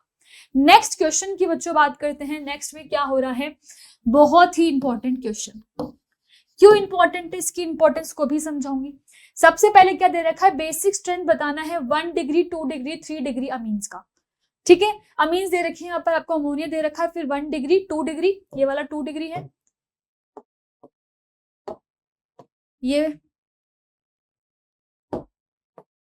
ये आपका यहाँ पर 1 डिग्री है, ये 2 डिग्री और ये 3 डिग्री। एक बात याद रखना, जब भी अमीन का ऑर्डर पूछे और कुछ भी नहीं दे रखा हो, इसका मतलब आपको कहां पर निकालना है? गैस फेज के अंदर, इन गैस फेज। जब वाटर में पूछेगा तो अलग बात है, पर कुछ नहीं दे रखा तो क्या याद रखना है? गैस फेज के अंदर निकालना है। अब यहाँ पर तो आप क्या करोगे? जब अपन बात कर रहे हो तो आप बोलोगे मैम इसमें क्या समझाना, ये तो बहुत सिंपल सी बात है। अगर यहाँ पर आर ग्रुप है तो आर ग्रुप क्या लगा रहे होंगे? प्लस आई लगा रहे होंगे, और प्लस आई लगाकर यहाँ पर इलेक्ट्रॉन डेंसिटी को बहुत ज्यादा इंक्रीज कर रहे होंगे, क्योंकि इलेक्ट्रॉन डेंसिटी कैसे इंक्रीज होगी? 3 आर ग्रुप है, और यहाँ पर देखोगे तो यहाँ पर 2 आर ग्रुप है, तो इलेक्ट्रॉन डेंसिटी जो होगी आपकी वो थोड़ी कम ही इंक्रीज होगी। ठीक है, यहाँ पर मान लो अगर आपने 3 से इंक्रीज करी है, यहाँ पर 2 से ही इंक्रीज हो पाएगी, और यहाँ पर एक ही आर ग्रुप है, तो फिर यहाँ पर भी इलेक्ट्रॉन डेंसिटी इंक्रीज तो होगी, पर बाकी के दोनों के कंपैरिजन में क्या होगी? कम होगी। और यहाँ पर तो कोई आर ग्रुप नहीं है, तो इसका तो पॉइंट ही नहीं आता। तो अगर प्लस आई ग्रुप की बात कर रहे हैं, और प्लस ग्रुप क्या करेगा? बेसिक स्ट्रेंथ जो होती है वो डायरेक्टली प्रोपोर्शनल है प्लस आई के। तो अगर ये प्लस आई ग्रुप के डायरेक्टली प्रोपोर्शनल है, तो सबसे पहले क्या आ जाएगा? 3 डिग्री अमीन, फिर 2 डिग्री अमीन, फिर 1 डिग्री अमीन, और फिर आपका आ जाएगा अमोनिया। तो ये इसका ऑर्डर रहेगा। बहुत ही सिंपल सी चीज थी, प्लस आई से समझ में आ गया। मगर जो यहाँ याद रखने वाली और जो आपको कंफ्यूज करेगी वो चीज क्या है, आइए उसको देखते हैं। जब अपन बात करेंगे सेम ही ऑर्डर की, और सेम ऑर्डर की कब बात कर रहे हैं? H2O के अंदर।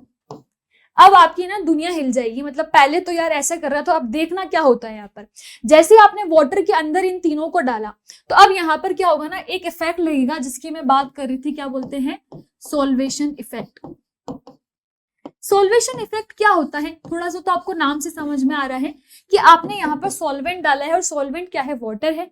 तो वाटर के केस में क्या होता है? जो NH के, जो नाइट्रोजन के हाइड्रोजन होते हैं ना, वो इसके साथ में बॉन्डिंग कर लेते हैं, OH के साथ में बॉन्डिंग कर लेते हैं। OH का जो O है, ठीक है, H2O का जो O है, इसके साथ में ये यहाँ पर बॉन्डिंग कर लेते हैं जो नाइट्रोजन के हाइड्रोजन है, और फिर यहाँ पर ये जो बॉन्डिंग होती है, इसी की वजह से यहाँ पर सॉल्वेशन इफेक्ट लग जाता है। ठीक है, तो इसी को सॉल्वेशन इफेक्ट बोलते हैं। मगर जो सॉल्वेशन इफेक्ट है ना, वो भी यहाँ पर 2 तरीके से काम करेगा। सबसे पहले आइए समझते हैं सॉल्वेशन इफेक्ट को। तो जैसे मैं यहाँ पर बात करूं NH3 के केस में, तो यहाँ पर क्या है? 3 NH है। यहाँ पर आप देखोगे तो कितने हैं? 3 यहाँ पर NH है। 3 NH है तो मतलब सॉल्वेशन तो बहुत बढ़िया होगा। यहाँ पर तो सॉल्वेशन की क्या ही बात हो गई, सॉल्वेशन ही सॉल्वेशन है, बहुत बढ़िया सॉल्वेशन। फिर इधर बात करेंगे तो इधर भी क्या है? 2 NH दिख रहे हैं आपको। नाइट्रोजन में NH2 लग रहा है, 2 नाइट्रोजन है, और अगर 2 नाइट्रोजन है तो आपने क्या समझ लिया? यहाँ पर भी क्या होने वाला है? बहुत अच्छा सॉल्वेशन होने वाला है। अब जब आए अपन इस पे, तो यहाँ पर सिर्फ एक ही नाइट्रोजन, जो NH बॉन्ड है वो सिर्फ एक ही है, तो यहाँ पर भी बात क्या है? सॉल्वेशन तो बहुत बढ़िया होने वाला है। अब यहाँ पर देखोगे टर्शरी में, तो टर्शरी में तो NH है ही नहीं, नो NH, तो फिर यहाँ पर नो सॉल्वेशन। सॉल्वेशन के लिए NH बॉन्ड का होना बहुत जरूरी है। जैसे जब अपन ऑर्थो इफेक्ट की बात कर रहे थे तो क्या बोल रहे थे? ऑर्थो इफेक्ट के लिए क्या होना जरूरी है, वहां पर एक बेंजोइक एसिड का होना जरूरी है। वैसे ही बेंजोइक, यहां पर बात करेंगे सॉल्वेशन इफेक्ट में तो NH बॉन्ड का होना बहुत जरूरी है, क्योंकि वो NH ही इस जो आपका वाटर मॉलिक्यूल है उसके साथ में बॉन्डिंग करेगा। तो यहाँ पर समझ में आ गया सॉल्वेशन की तरह से कि सॉल्वेशन तो यहाँ पर ज्यादा होगा NH3 में, फिर इसमें और फिर इसमें। अब क्या अपन सॉल्वेशन इफेक्ट में सॉल्वेशन की ही बात करेंगे? नहीं, यहाँ पर एक और चीज की बात होती है, वो क्या है, आपके अवेलेबल इलेक्ट्रॉन। तो ये जो अपन ने तीनों केस पढ़े हैं, एक आपका NH3 का है, ठीक है, फिर उसके बाद आपने क्या ले लिया, CH3NH2 ले लिया, फिर आपने क्या करा, CH3NH ले लिया, और एक केस में आपके टर्शरी अमीन है CH3। तो यहाँ पर मैं एक छोटी सी टेबल से आपको समझाऊंगी कि क्या ये लोचा जो हो रहा है, क्या लोचा है, क्यों मैम बार बार इसको बोल रही है कि इतना इंपॉर्टेंट है, इतना इंपॉर्टेंट है। तो आइए उस चीज को समझते हैं। सबसे पहले यहाँ पर जो अपन बेसिक स्ट्रेंथ की जब बात कर रहे थे, तो एक चीज की बात कर रहे थे, वो क्या थे, इलेक्ट्रॉन। बेसिक स्ट्रेंथ को सिर्फ इलेक्ट्रॉन चाहिए, जब भी बेसिक की बात करेंगे तो उसको इलेक्ट्रॉन्स चाहिए। तो अवेलेबल इलेक्ट्रॉन्स की बात भी होगी जब अपन सॉल्वेशन को कंसिडर कर रहे होंगे। तो अवेलेबल इलेक्ट्रॉन NH3 के केस में तो क्या होगा, जैसे ही हाइड्रोजन आएगा NH4+ बना लेगा, और NH4+ बनाते ही इसका मतलब क्या है, इसके पास तो अवेलेबल इलेक्ट्रॉन बिल्कुल भी नहीं है। अब बात करते हैं इसकी। इस केस में क्या होगा बच्चों, अवेलेबल इलेक्ट्रॉन्स होंगे, पर क्या होंगे, थोड़े होंगे। जब बात करेंगे इसके, तो यहाँ पर दो आपको अल्काइल ग्रुप दिख रहे हैं, तो दो अल्काइल ग्रुप अपना इफेक्ट तो लगाएंगे ना, तो अवेलेबल इलेक्ट्रॉन भरमार होंगे। और जब बात करें 3 अल्काइल ग्रुप की, तो ये इसको क्या देंगे, इस नाइट्रोजन को इलेक्ट्रॉन डेंसिटी दे रहे होंगे, और 3 की मतलब कि बहुत ज्यादा इलेक्ट्रॉन्स होंगे। तो अवेलेबल इलेक्ट्रॉन्स यहाँ पर सबसे ज्यादा होंगे, मोर इन नंबर, सबसे ज्यादा यहाँ पर होगा। फिर अपन यहाँ पर सेकंड बात करते हैं, जो अपन सॉल्वेशन करवा रहे थे, सॉल्वेशन इफेक्ट की। बहुत ही बढ़िया इफेक्ट है, जो पूरा आपने ऑर्डर पढ़ा था उसकी क्या कर दिया, सत्यानाश कर दिया, दूसरा ऑर्डर दे दिया है। इन वाटर, वाटर मतलब सॉल्वेंट बदलते ही क्या हो गया, दुनिया बदल गई। यहाँ पर जब NH3 की बात कर रहे थे, तो यहाँ पर क्या होगा, सॉल्वेशन इफेक्ट इसका तो बहुत ही बढ़िया सॉल्वेशन हो रहा था। फिर जब इसकी बात कर रहे थे, तो यहाँ पर क्या है, 2 NH। यहाँ पर अगर मैं हाइड्रोजन की बात करूं, तो कितने हाइड्रोजन है, 3 हाइड्रोजन है,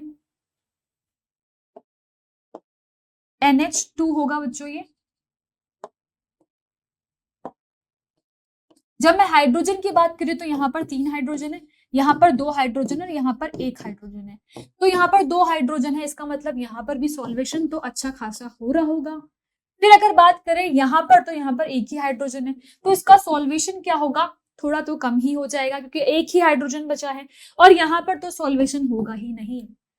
अब जब मैं बात करूंगी बेसिसिटी की, तो बेसिसिटी में मुझे दोनों कंसिडर करना पड़ेगा, अवेलेबल इलेक्ट्रॉन्स भी और सॉल्वेशन को भी, दोनों ही चीजों को मुझे कंसिडर करना पड़ेगा। तो अगर मैं दोनों ही चीजों को कंसिडर करूं, तो कौन सा यहाँ पर बाजी मार रहा है, देखो यहाँ पर ये दोनों केसेस बाजी मार रहे हैं, क्योंकि दोनों में क्या है, अवेलेबल इलेक्ट्रॉन भी है, सॉल्वेशन भी है। इसमें अवेलेबल इलेक्ट्रॉन ज्यादा है और सॉल्वेशन भी है, मतलब दोनों ही केस में ये दोनों बाजी मार रहे हैं। तो यहां से जो आपने ऑर्डर पढ़ा था ना, वो ऑर्डर आपका चेंज हो जाएगा, और ऑर्डर चेंज होकर क्या हो जाएगा, जो यहाँ पर ऑर्डर चेंज होगा वो क्या हो जाएगा, वो देखते हैं। तो ऑर्डर चेंज होके हो जाएगा सेकेंडरी का ज्यादा, फिर प्राइमरी का, फिर टर्शरी का, और फिर आपका अमोनिया। अब देखो क्या ऑर्डर चेंज हो चुका है वाटर डालते ही। एक, क्या आपने ये वाटर की पावर को समझ रहे हो आप, पानी, जल ही जीवन है, वो तो ठीक है, यहाँ पर देख लो जीवन का क्या कर दिया, पूरा यहाँ पर चेंज कर दिया है जीवन को। ये जो जल है ना, इसकी बहुत इंपॉर्टेंस है बच्चों। देखो यहाँ पर ऑर्डर क्या था, जब अपन गैस फेज की बात कर रहे थे, तो ऑर्डर क्या था, टर्शरी ज्यादा है, सेकेंडरी ज्यादा है, प्राइमरी है, और फिर NH3 है। और वैसे ही जब अपन ने H2O की बात करी, तो ऑर्डर बिल्कुल चेंज हो गया, secondary, primary, tertiary and then ammonia. तो इसको बहुत याद रखना है, ये दो चीजें इतनी इंपॉर्टेंट है, इस पे क्वेश्चन बहुत सारे बन सकते हैं, तो याद रखना, और क्वेश्चंस का भी यहाँ पर बन सकते हैं, तो उस चीज को भी याद रखना। तो आइए बात करते हैं अब इन क्वेश्चंस की। इस क्वेश्चन में आपको दिख रहा है फ्लोरीन, क्लोरीन, ब्रोमीन और आयोडीन। अब यहीं पर आते आप क्या कराओगे, इलेक्ट्रोनेगेटिविटी वाला जो अपन ने देखा था वो चीज लगा दोगे, और बेसिक स्ट्रेंथ के लिए अपन ने देखा था कि क्या होता है, इनवर्स होता है रिलेशन, इनवर्स रिलेशन होता है। तो यहाँ पर देखोगे तो अगर इलेक्ट्रोनेगेटिविटी के टर्म्स में देखें तो इलेक्ट्रोनेगेटिविटी तो क्या होता है, फ्लोरीन की ज्यादा है, फिर क्लोरीन की, फिर ब्रोमीन की, और फिर आयोडीन की। पर बेसिक स्ट्रेंथ के लिए जो ऑर्डर हो जाएगा वो इलेक्ट्रोनेगेटिविटी का उल्टा हो जाएगा। तो अगर बेसिक स्ट्रेंथ देखें तो फिर किसकी ज्यादा हो जाएगी, आयोडीन की ज्यादा हो जाएगी, और ऑर्डर आपका उल्टा हो गया। मतलब यहाँ पर अगर बेसिक स्ट्रेंथ की बात करें तो वो आयोडीन की ज्यादा है। इसको आप ऐसे भी समझ सकते हो बच्चों, जो आयोडीन होता है ना, ये बहुत ज्यादा स्टेबल बेस होता है, और आप इसको स्टेबल कॉन्जुगेट एसिड भी बोल सकते हो, स्टेबल बेस होता है। और वैसे ही आप फ्लोरीन की बात करते हो तो ये बहुत ज्यादा अनस्टेबल होता है, अनस्टेबल बेस है एक। और अपन ने क्या पढ़ा था कि जो अनस्टेबल होता है, क्या पढ़ा था अपन ने, जो अनस्टेबल होता है वो क्या करता है, अनस्टेबल आपका जो होता है वो एक स्ट्रॉन्ग बेस होगा, और जो आपका स्टेबल होता है वो क्या होता है, और जो आपका स्टेबल होता है वो एक वीक बेस होता है। मतलब माना कि वो वीक है, पर वीक क्यों है, क्योंकि वो स्टेबल है।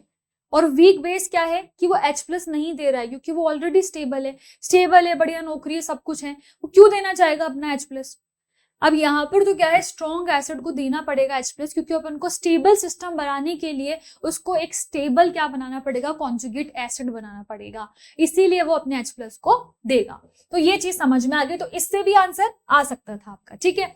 अब यहाँ पर वही दो सेम चीजें जो अपन ने वहां पर भी बात करी थी, RO- और RS-, ठीक है। अब अगर इस केस में बात करोगे ना बच्चों, तो यहाँ पर क्या होगा, अगर आप यहाँ पर देखोगे तो यहाँ क्या होगा, जब आप RO की बात कर रहे हो और RS- की बात कर रहे हो, तो यहाँ पर साइज वाला तो आप लगा ही सकते हो कि साइज जिसकी ज्यादा है वो क्या होगा, उल्टा ऑर्डर हो जाएगा। जैसे साइज ऑक्सीजन और सल्फर में बात करें तो साइज सल्फर की ज्यादा है, तो इसका ऑपोजिट ही आपका क्या हो जाएगा, बेसिक स्ट्रेंथ का ऑर्डर ऑपोजिट हो जाएगा। तो फिर आपका बेसिक स्ट्रेंथ में देखेंगे तो RO- ज्यादा बेसिक होगा देन RS-। और इसको ना आप ऐसे भी समझ सकते हो, जैसे जो आपका RS- है इसकी साइज बड़ी है, ठीक है, साइज क्या है, इसकी साइज का रेशो है ये। अगर इसकी साइज लार्ज है तो आप ऐसे समझ सकते हो, साइज बड़ी है तो जो इलेक्ट्रॉन्स है वो बहुत डिस्पर्स्ड होंगे, है ना। और अगर अपन RO- की बात करें तो साइज छोटी है ऑक्सीजन की, और साइज छोटी है तो इलेक्ट्रॉन ज्यादा अवेलेबल होंगे, तो ज्यादा अवेलेबल ज्यादा इलेक्ट्रॉन है वो क्या हो जाएगा, अपना ज्यादा बेसिक हो जाएगा। अब यहाँ पर एक छोटी सी चीज है जिसको आपको याद रखना है, जब भी अगर न्यूक्लियोफिलिसिटी की बात करेंगे ना, इसी में अगर मैं बात करूं न्यूक्लियोफाइल कौन ज्यादा है, न्यूक्लियोफिलिक कौन ज्यादा है, तो वो आपका RS ज्यादा हो जाएगा, RS- देन RO-, क्योंकि यहाँ पर न्यूक्लियोफिलिक नेचर की अपन बात कर रहे हैं, ठीक है। तो ये चीज याद रखना। चलो नेक्स्ट क्वेश्चन पे करते हैं। नेक्स्ट क्वेश्चन क्या है, वही जो अपन ने वहां पर भी करा था, CH3 NH3 ऑक्सीजन और फ्लोरीन। तो इस केस में भी क्या है, आप वही लगा सकते हो, इलेक्ट्रोनेगेटिविटी वाला केस हो जाएगा। तो अगर इलेक्ट्रोनेगेटिविटी के टर्म्स में दिखोगे तो इलेक्ट्रोनेगेटिविटी फ्लोरीन की ज्यादा है, पर अपन यहाँ पर बात कर रहे हैं बेसिक स्ट्रेंथ की, तो बेसिक स्ट्रेंथ का ऑर्डर उल्टा हो जाएगा। तो अगर मैं इसको फर्स्ट, सेकंड, थर्ड और फोर्थ दे दूं, तो आपका यहाँ पर अगर बेसिक स्ट्रेंथ का ऑर्डर देखेंगे तो फर्स्ट का ज्यादा है, फिर सेकंड का, फिर थर्ड का, और फिर फोर्थ का। तो ये कुछ आपका ऑर्डर हो जाएगा। नेक्स्ट यहाँ पर बात करते हैं, वही क्वेश्चन, इसकी तो मैंने ऑलरेडी बात कर दी थी। यहाँ पर सिंगल बॉन्ड है, सिंगल बॉन्ड का मतलब क्या है, ये sp3 हाइब्रिडाइज्ड है, यहाँ पर क्या होगा, sp2 हाइब्रिडाइज्ड है, और यहाँ पर sp हाइब्रिडाइज्ड है। तो sp का मतलब है प्रेजेंट s कैरेक्टर यहाँ पर ज्यादा है, 50% है, यहाँ पर 33.3% है, और यहाँ पर 25% है। और जो आपका प्रेजेंट s कैरेक्टर होता है वो क्या होता है, डायरेक्टली प्रोपोर्शनल होता है इलेक्ट्रोनेगेटिविटी के। तो अगर यहाँ पर ज्यादा प्रेजेंट s कैरेक्टर है तो ये मोर इलेक्ट्रोनेगेटिव है, और ये वाला आपका क्या है, लेस इलेक्ट्रोनेगेटिव है। तो अगर मैं यहाँ पर ऑर्डर की बात करूं फर्स्ट, सेकंड, थर्ड में, तो जो लीस्ट इलेक्ट्रोनेगेटिव है वो अपना फर्स्ट पे आ जाएगा। तो फर्स्ट, सेकंड और थर्ड, ये आपका ऑर्डर कुछ आ जाएगा जब अपन बेसिक स्ट्रेंथ की बात करेंगे। तो ये बात तो अपन ने पहले भी डिस्कस कर ली थी, ठीक है। चलो नेक्स्ट क्वेश्चन करते हैं यहाँ पर, arrange the following in decreasing order of the basic strength.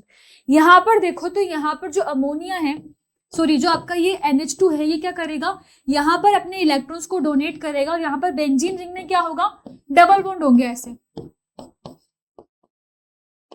तो यहाँ पर क्या हो रहा है, जैसे ही डोनेट करेगा रेजोनेंस होगा, और रेजोनेंस का फिनोमिना सबको पता है, यहाँ पर क्या हो रहा है, रेजोनेंस हो रहा है।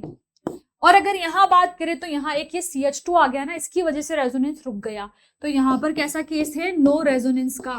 तो रेजोनेंस आ गया तो मतलब तो आपका प्रायोरिटी तो रेजोनेंस को ही जाएगी, तो फिर ये यहाँ पर हो जाएगा। ठीक है, नेक्स्ट बात करते हैं। नेक्स्ट में जो मैंने आपको टर्म्स बताई थी ना, जब भी बेसिक स्ट्रेंथ निकालना हो तो एलिफेटिक ज्यादा होता है एरोमेटिक से, तो यहाँ पर वही आ गया है, एक एलिफेटिक आ गया कंपाउंड आपका, जिसमें यहाँ पर देखो कोई डबल बॉन्ड नहीं है, और ये आपका क्या आ गया, एरोमेटिक कंपाउंड आ गया।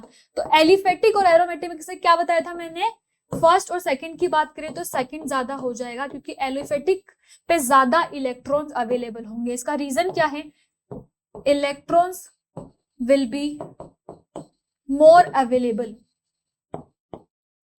क्योंकि यहां पर तो क्या है, कॉन्जुगेशन की वजह से डीलोकलाइजेशन हो रहा होगा, और डीलोकलाइजेशन की वजह से जो इलेक्ट्रॉन्स है वो अवेलेबल कम होंगे, तो यहाँ पर वो रीजन हो जाएगा। चलो नेक्स्ट क्वेश्चन की बात करते हैं, arrange the following in decreasing order, वही बेसिक स्ट्रेंथ बताना है। अब यहाँ पर अगर आप देखोगे तो मैंने एक चीज बताई थी, पहले तो आपको एलिफेटिक एरोमेटिक देखना है, फिर लोकलाइज डीलोकलाइज देखना है। तो यहाँ पर कोई डबल बॉन्ड नहीं है, इस केस में डबल बॉन्ड है, उस केस में भी डबल बॉन्ड है, तो ये कैसा हो जाएगा, लोकलाइज्ड हो जाएगा। मतलब ये कैसा है, जैसे पिंजरे में एक पंछी को रखते हैं आप, ये क्या है, बंद है, लोकलाइज्ड है, एक जगह पे फिक्स्ड है, और फिक्स्ड है तो फिर ये वाला ज्यादा हो गया। ठीक है, तो फर्स्ट तो ज्यादा हो गया। अब बात करते हैं सेकंड और थर्ड की। तो सेकंड और थर्ड में देखोगे तो यहाँ पर तो क्या है, यहाँ पर आप देखोगे तो ये नाइट्रोजन जब यहाँ पर करेगा रेजोनेंस करेगा, तो यहाँ पर एक्सटेंट ऑफ रेजोनेंस ज्यादा होगा, या फिर आप इसको एक्सटेंट ऑफ डीलोकलाइजेशन बोल दो, तो वो इस केस में ज्यादा है। और यहाँ पर क्या है, कार्बन है, तो डीलोकलाइजेशन का जो एक्सटेंट है वो यहाँ पर कम है, और अगर एक्सटेंट कम है तो ऑब्वियसली बात है फिर आपका सेकंड आ जाएगा, और लीस्ट आपका थर्ड आ जाएगा। तो ये आपका ऑर्डर हो जाएगा बेसिक स्ट्रेंथ का। बेसिक स्ट्रेंथ में हमेशा 4 बातें याद रखना, एलिफेटिक एरोमेटिक में से एलिफेटिक को ज्यादा प्रायोरिटी देनी है, लोकलाइज डीलोकलाइज में से लोकलाइज को ज्यादा प्रायोरिटी देनी है। फिर आपके इफेक्ट पढ़ने हैं, इफेक्ट में आपका रेजोनेंस आ जाएगा, सबसे पहले रेजोनेंस देखना है, उसके बाद आपको अगर कोई आई इफेक्ट या हाइपर कॉन्जुगेशन है वो देखना है, और फिर आपको सॉल्वेशन इफेक्ट को भी चेक करना है, और लास्ट में आपको जो इलेक्ट्रॉन डोनेटिंग ग्रुप है उसको प्रायोरिटी देनी है। तो ये चीज याद रखना। अब बात करते हैं यहाँ पर सॉल्वेशन इफेक्ट की, जो अपन पहले भी पढ़ चुके हैं, मगर यहाँ पर किसकी बात कर रहे हैं, एनिलीन वाले केस की। एनिलीन क्या होता है ये पता है ना सबको, जब यहाँ पर बेंजीन रिंग में NH2 एक अटैच हो, तो जो आपका ऑर्थो सब्स्टिट्यूटेड एरोमेटिक अमीन है वो वीकर बेस होता है देन एरोमेटिक अमीन। देखो बिल्कुल उल्टा सिस्टम है, वहां पर अपन ने पढ़ा था ऑर्थो इफेक्ट, और ऑर्थो इफेक्ट में क्या पढ़ा था, ऑर्थो वाली जो पोजीशन है वो वाले जो बेंजोइक एसिड होते हैं ऑर्थो सब्स्टिट्यूटेड वो ज्यादा स्ट्रॉन्ग होते हैं। यहाँ पर ऑर्थो सब्स्टिट्यूटेड वीक है, ऑर्थो सब्स्टिट्यूटेड यहाँ पर क्या थे, स्ट्रॉन्ग एसिड थे।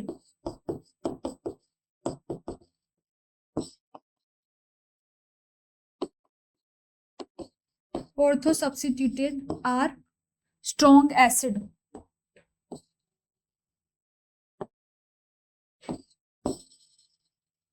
Ortho substituted compound are strong acid. पर वही सॉल्वेशन इफेक्ट में उल्टा हो गया। सॉल्वेशन इफेक्ट क्या हो गया, ऑर्थो जो सब्स्टिट्यूटेड है वो कैसा हो गया, लीस्ट बेसिक हो जाएगा। मतलब बेसिक स्ट्रेंथ में ऑर्थो वाले को तो अपन को देखना ही नहीं है, ये तो क्या हो गया, लीस्ट हो गया। ये आपका पैरा होगा और मेटा होगा, वो ज्यादा यहाँ पर बेसिक होंगे। उसका उल्टा है, कुछ यहाँ पर याद करने की जरूरत भी नहीं है, इतनी बेसिक सी चीज आप समझ जाओगे। अब सॉल्वेशन इफेक्ट को ही अच्छे से समझा रखा है, जो मैंने आपको ऑलरेडी समझा दिया था कि जो इंडक्टिव इफेक्ट है वो सबसे पहले देखोगे आप। इंडक्टिव इफेक्ट में क्या होगा, वही आप नंबर ऑफ जो अवेलेबल इलेक्ट्रॉन्स है, मैंने यहाँ पर बताया था जब मैं H2O वाले केस में 3 डिग्री 2 डिग्री अमीन की बात कर रही थी, तो अवेलेबल इलेक्ट्रॉन अगर ज्यादा है तो क्या होगा, बेसिक स्ट्रेंथ भी आपकी ज्यादा होगी। तो अगर कोई अल्काइल ग्रुप प्रेजेंट है जो कि इंडक्टिव इफेक्ट लगाता है, तो वो अल्काइल ग्रुप क्या करेंगे, नंबर ऑफ इलेक्ट्रॉन्स को बढ़ा देंगे। फिर सॉल्वेशन की बात करेंगे तो सॉल्वेशन में तो क्या है, NH बॉन्ड देखते हैं। कैसा बॉन्ड देखते हैं, नाइट्रोजन और NH बॉन्ड, NH बॉन्ड। तो स्टेबिलिटी ऑफ कॉन्जुगेट एसिड देखेंगे और बाद में अपन स्टीरिक हिंड्रेंस को कंसिडर करेंगे।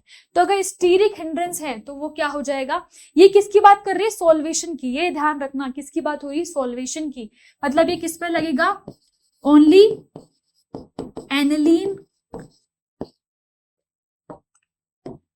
ओनली एनिलीन पे ही लगेगा, ये एनिलीन पे ही एप्लीकेबल है। तो यहाँ पर स्टीरिक हिंड्रेंस अगर आ जाएगी तो क्या होगा, आइए उसको भी देखते हैं। तो सबसे पहले तो वही सॉल्वेशन में मैंने बात कर ली थी, OH2 है, एक H है तो एक OH2 लग गया, 2 H थे तो 2 OH2 लग गए, और 3 H थे तो 3 OH2 लग गए। और ये ऑर्डर अपन ने पहले ही पढ़ लिया था, सेकेंडरी का ज्यादा होता है। सॉल्वेशन तो यहाँ पर लिख रखा है, पर अगर मैं ओवरऑल बेसिक स्ट्रेंथ की ऑर्डर की बात करूं तो वो किसका था, सेकेंडरी का, प्राइमरी का, टर्शरी का, और फिर किसका था, अमोनिया का। ये ऑर्डर बच्चों बहुत इंपॉर्टेंट है, इतनी बार मैं रिपीट कर चुकी हूँ, मतलब याद रखना ही है। अब बात करते हैं स्टीरिक हिंड्रेंस की। Due to steric hindrance solvation decreases. जब भी स्टीरिक हिंड्रेंस आ जाएगा तो जो आपका सॉल्वेशन है ना वो क्या हो जाएगा, डिक्रीज हो जाएगा। स्टीरिक हिंड्रेंस क्या करता है, सॉल्वेशन को डिक्रीज करता है। अच्छा, कोई ऐसा तो नहीं है ना जिसको ये भी डाउट हो कि स्टीरिक हिंड्रेंस क्या होता है। तो स्टीरिक हिंड्रेंस का मतलब है ज्यादा वहां पर अल्काइल ग्रुप होंगे, ज्यादा क्राउडिंग हो जाएगी।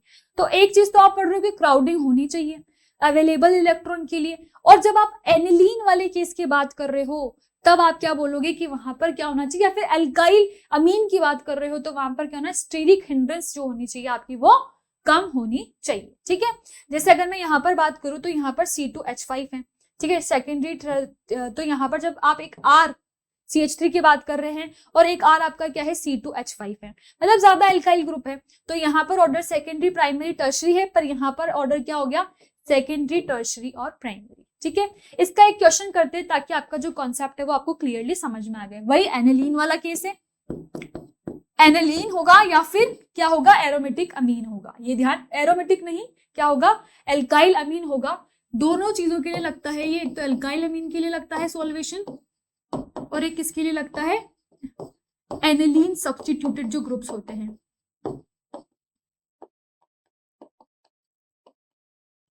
ठीक है, ये दोनों चीजें याद रखना, सॉल्वेशन किस पे एप्लीकेबल है।